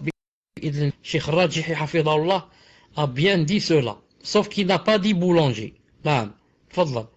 Question suivante d'une sœur. Dans le verset « Et si tu obéis à la majorité de ceux qui sont sur la terre, ils t'égareront du sentier d'Allah. » Est-ce que cela est aussi vrai pour la communauté musulmane, sachant que beaucoup de groupes sont égarés, Shia, Rafida, Khawarij, etc. Wa jazakumullahu khayran. Tfadal Cheikh. Naam. Comme dit Ibn al-Qayyim rahimahullah ta'ala dans Madarij Salikin, il dit que même elles, parmi les musulmans, sont des étrangers. Parmi les musulmans, c'est qui? C'est comme des étrangers. Sunnah al-Jama'a, si on va prendre un taureau, tu vas mettre de la colle sur ta main, ou là de la colle par exemple, tu la mets sur le taureau, ensuite tu enlèves. Tu vas trouver seulement quelques poils, dans ta main vont rester collés. Ces poils-là sont Sunnah al-Jama'a comparés à tous les poils qu'a le taureau. Donc, même par rapport aux musulmans, aux chiites, aux rawafid, aux mu'tazila, aux khawarij, Ramiya, Kullabiya, Sha'ira, et j'en passe. Des centaines de Qa'adiyya, l'Azariqa, Sunnah al-Jama'a sont quoi? Par rapport à eux, sont une minorité. Je ne pas, Inch'Allah ta'ala, que ce sont eux qui sont sur le haqq bi'idhnillahi ta'ala. Tfadal. Question suivante, question d'une sœur. Doit-on se renseigner sur un enseignant, un frère qui donne des cours sur le tawhid, etc., lorsque l'on souhaite suivre ses cours? Ou bien doit-on éviter de se renseigner par peur de fitna chez la Ummah, en sachant que l'on se renseigne auprès de frères connus pour leur véracité et leur suivi du minhaj des salaf, mais qui ne sont pas des savants, car ici en France, nous n'avons pas de savants qui peuvent nous mettre en garde contre tel ou tel enseignant. Dans le cas où j'apprends, en me renseignant que cet enseignant écoute un innovateur, par exemple, ou bien qu'il fréquente une personne takfiri, que doit-on faire, cher? Faut-il vérifier de nouveau l'information, leur faire nasiha en sachant que nous ne sommes pas des savants? Tfadal, cher. Je disais, c'est vraiment très grave, voire très très grave, même trop grave. D'aller apprendre la aqida, surtout la aqida. Si c'était du fiqh, c'est grave, c'est très grave. Qu'en est-il l'aqida? Tu vas apprendre l'aqida chez quelqu'un que tu ne connais pas. Donc la question de dire, quand la personne dit en haut, je reviens un peu en haut, doit-on se renseigner? Doit-on se renseigner? C'est pas on se doit, c'est pas on doit, c'est plus qu'on doit. Plus qu'on doit. Ce n'est pas possible d'aller apprendre chez quelqu'un aqida alors que je ne sais pas c'est qui. Vous savez que ça veut dire si je ne sais pas c'est qui? Ça veut dire qu'il peut m'apprendre la aqida des mu'tazila. Il peut m'apprendre la aqida des asha'ira. Il peut m'apprendre la aqida des khawarij. Il peut m'apprendre le minhaj des tablir. Il peut me rendre un takfiri. Et je deviens un takfiri à 100%. Et comme ça. Donc l'aqida c'est très grave. Si tu ne connais pas déjà en général, les sciences islamiques en général, il ne faut les prendre que de quelqu'un qui est fiable. Il a le minhaj. Il a la science, il a le minhaj. Alors surtout aqida. Car si tu as appris, si tu as appris le fiqh et qu'il était faux, tu peux corriger. Voilà, tu as appris que le tayammum, il fallait frapper 2 fois, alors qu'il faut frapper une seule fois. Je te corrige, tu te corriges. tu as appris que on doit c'est bien de jeûner mardi et jeudi, je te corrige, ce n'est pas mardi et jeudi, c'est lundi et jeudi. Khalas, tu délaisses mardi, tu commences le lundi. Mais maintenant, si tu as appris quelque chose de aqida faux, c'est très difficile pour revenir marche arrière, de faire sortir du cœur et de faire entrer du nouveau. Pourquoi? Parce que ça s'appelle de l'arabe aqada, aqada, le fi'l, le verbe aqada, il a noué. Qu'est-ce qu'il a noué? Il a noué, yani, une pensée comme ça, il a pensé une chose, il l'a noué dans son cœur. Ça va pas ressortir maintenant, sauf s'il va dénouer. Comment rentrer dans le cœur et enlever le nœud pour faire sortir la chose, ce n'est pas facile. Ce n'est pas facile. C'est pour cela qu'il faut jamais avancer dans la aqida jusqu'à être sûr que quoi? Que c'est quelqu'un, machallah. Maintenant, si la personne dit il n'y a pas de savants ici qui peuvent dire s'il est bien ou n'est pas bien, s'il y a des talibouines déjà qui disent qu'il n'est pas bien, ça suffit. Non, ça suffit. Déjà, le fait qu'on ait parlé de lui, là, je n'ai plus envie d'étudier chez lui. Je n'ai plus envie d'étudier chez lui. Autrefois, chez les salafs, quand quelqu'un, yani, voulait seulement rapporter un hadith, c'est pas, il va t'apprendre aqida. Les salafs disaient, on demandait après lui, jusqu'à ce que les gens croyaient qu'on allait le marier. Allahu Akbar. Quand quelqu'un veut, il va vous dire, je vais vous rapporter un hadith, attends. Il commence à faire des recherches, des recherches en ce qui le concerne, jusqu'à ce que les gens disent, pourquoi vous cherchez tant? Vous voulez le marier? Vous voulez lui donner votre fille? Ils disent non, c'est pour qu'on sache s'il est fiable ou non pour le hadith. Alors, qu'en est-il pour la aqida? Qu'en est-il pour la aqida? Tfaddal. J'oublie, afwan, je profite pour ne pas oublier. Est-ce que vous m'entendez? Pour ne pas oublier. Alhamdulillah. Pour ne pas oublier que aujourd'hui c'est le réveillon. C'est le réveillon, n'est-ce pas? Est-ce que je me trompe? C'est réveillon, c'est Noël ou c'est la même chose? Réveillon. Non, c'est réveillon. Normalement, réveillon, je me réveille. Normalement, je me réveille pour savoir ce qui m'attend. Ce qui est en train de m'attendre si je meurs. Voilà le vrai réveillon. Voilà le réveillon, si je me réveille. Mais si maintenant je vais boire de l'alcool, je vais me saouler, je vais danser jusqu'au matin. Et je vais donc dormir sur dormir au lieu de me réveiller. Alors je dis, surtout aux reconvertis. Surtout aux reconvertis. De ne pas oublier de remercier Allah subhanahu wa ta'ala, le tout-puissant, le majestueux, qui nous a guidés, sans que on fasse quelque chose.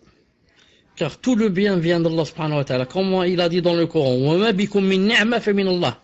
Il a dit tout bienfait qui vous arrive vient d'Allah subhanahu wa ta'ala.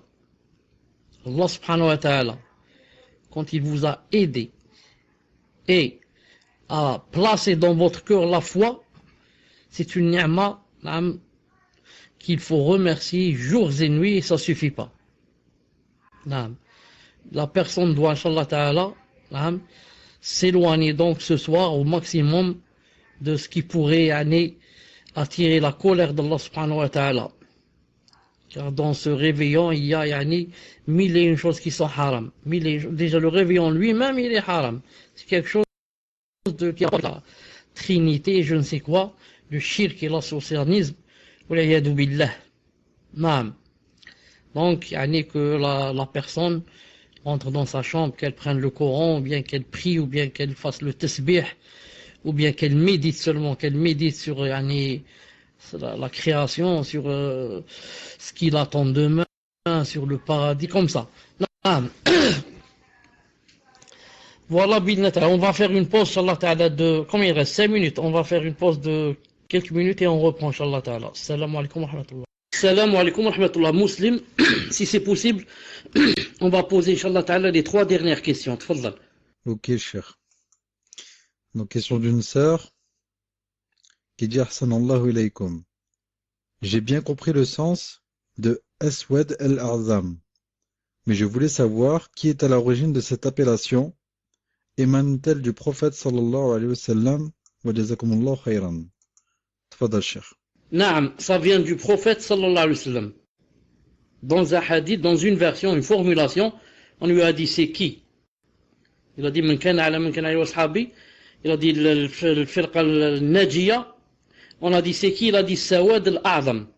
Sawad al-A'zam. Dans une autre version, il a dit man kana ala ma ana ali wa ashabi al-yawm. Et dans la troisième version, il a dit, attendez, il y a une troisième version, troisième formulation, il a dit le Jama'a. Troisième formulation, il a dit Jama'a. Et les trois hadiths, les trois formulations sont Hassan, c'est-à-dire bonne, Inch'Allah ta'ala. Tfadlal. Question suivante, question d'une sœur. Ahsanallahu ilaykum cher. Un de nos frères salafis dit il n'y a pas lieu de faire un repentir pour avoir orienté une jeune fille de la masse, âgée entre 10 et 15 ans, qui recherchait une mosquée où il s'y tenait une conférence d'une tête d'égarement. Ne trouvant pas le chemin pour se rendre à cette mosquée, elle demanda à ce frère salafi qui était sur son chemin, et notre frère salafi argumente en disant que cette jeune fille ne connaît rien concernant le minhaj salafi, ni les innovations religieuses, donc à quoi bon faire une tauba pour l'avoir orientée vers cette mosquée tenue par le groupe des Ikhwan Muslimoun, et il poursuit en mentionnant qu'elle n'est pas encore prête à comprendre quoi que ce soit concernant la méthodologie des pieux prédécesseurs. Est-ce une parole correcte, chère? Éclaircissez-nous sur la façon la plus authentique à agir dans une telle situation, qu'Allah vous élève en degré et vous augmente la science bénéfique. Tfadal cher.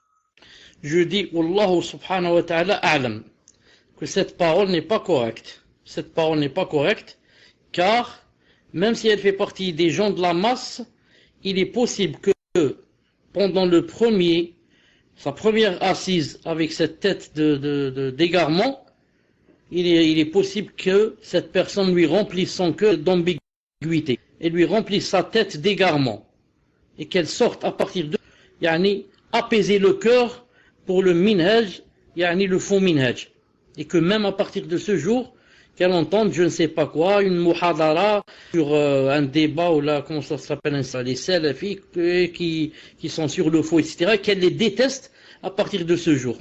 Qu'Allah subhanahu wa ta'ala pardonne à ce frère qui a fait une faute, et vraiment une faute.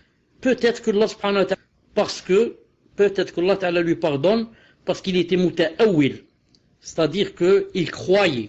Il croyait ceci, il croyait cela, c'est-à-dire il n'a pas dit dans son cœur je vais l'orienter spécialement pour qu'on l'égare là-bas.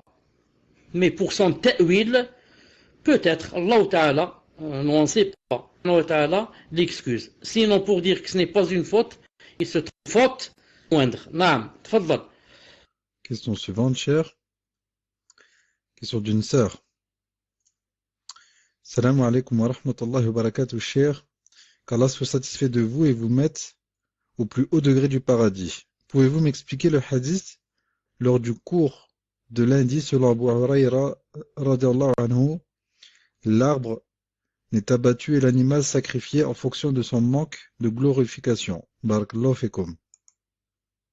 Tfadal Cheikh.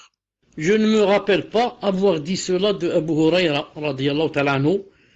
Et si j'ai une bonne mémoire, je crois l'avoir dit de Abu Bakr Siddiq radiyallahu ta'ala anhu. Qui peut me confirmer? Qui peut me confirmer? Parce que j'étais en train de citer ce qu'a dit Abu Bakr radiyallahu ta'ala anhu. Ensuite j'ai dit cette phrase, Wallah subhanahu wa ta'ala a'lam. Maintenant, ça c'est premièrement. Deuxièmement, donc ça c'est deuxièmement. Deuxièmement, que ça soit Abu Huraira radiyallahu ta'ala qui ait dit cela, ou bien Abu Bakr Siddiq. Ça ne change pas grand chose à ma réponse.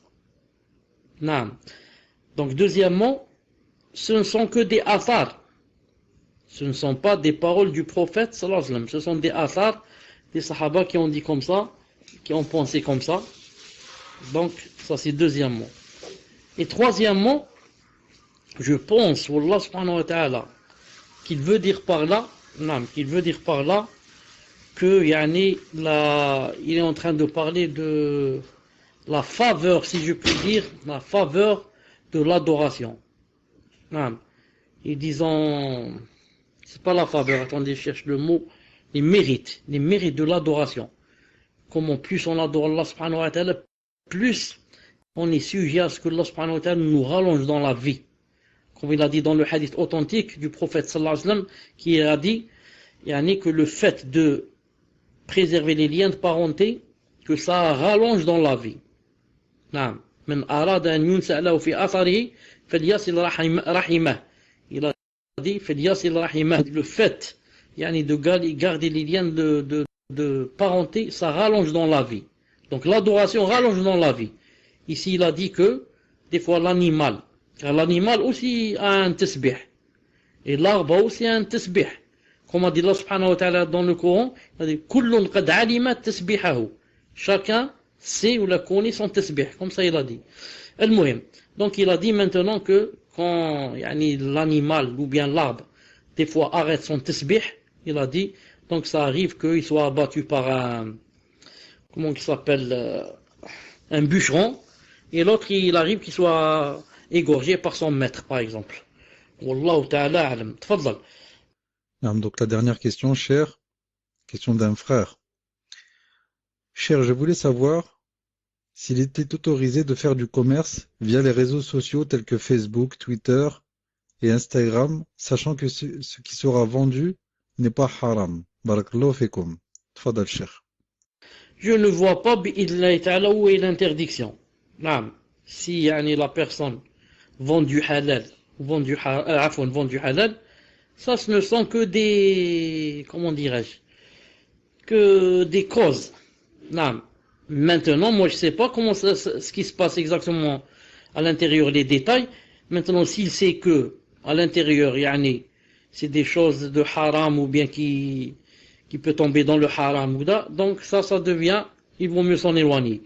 Mais si c'est juste pour trouver quelqu'un et lui dire voilà, il y a telle marchandise, tu veux l'acheter, et qu'ils disent par exemple envoie-la moi ou là envoie-moi et je la vois sur caméra ou là qu'il l'achète, ça, il n'y a rien de haram bi'idnillahi ta'ala. Maintenant, s'il y a des choses cachées que je ne connais pas, Allah subhanahu wa ta'ala alam. Muslim, toi ou bien les autres admins, est-ce que moi quand je quitte le salon, quand je termine le cours, et des fois j'ai remarqué que quand je quitte le cours, ou plutôt, quand vous commencez à sortir du salon, quand je dis c'est terminé, vous commencez à sortir, je n'ai plus la main sur le salon, je ne peux plus, c'est-à-dire me commander la souris pour pouvoir fermer le salon. Est-ce que vous, quand je sors et je laisse le salon comme ça, est-ce que vous avez l'habitude de le fermer? Oui, je sais que les gens déconseillent Facebook, c'est vrai. Et moi, je suis de ceux qui disent que il faut pas rentrer sur Facebook. Je suis de ceux qui n'ont pas le cœur apaisé pour Facebook. Mais je suis en train de parler de celui qui, pour lui, il a une fatwa ou que ce n'est pas haram. Parce qu'il y avait certains qui étaient des savants même, qui ont le Facebook. Ça m'a étonné de voir ces gens-là qui ont le Facebook. Mais je dis maintenant, si quelqu'un, par exemple, a le Facebook et il n'a pas l'habitude de l'utiliser pour le chat, etc. Mais c'est seulement pour l'utiliser pour le commerce. Allah subhanahu wa ta'ala a'lam. Je ne vois pas d'interdiction. Allah subhanahu wa ta'ala a'lam. Parce qu'il y a même des savants qui ont comme ça une page dans le Facebook pour dire que voilà quand est-ce que j'ai cours, voilà quand est-ce que j'ai pas cours, etc. Même si moi je suis de l'avis que on n'utilise pas le Facebook, il vaut mieux s'en... Subhanakallahumma wa bihamdik, ashhadu an la ilaha illa ant, astaghfiruka wa atubu ilaik. On se rencontre, Inch'Allah ta'ala, samedi.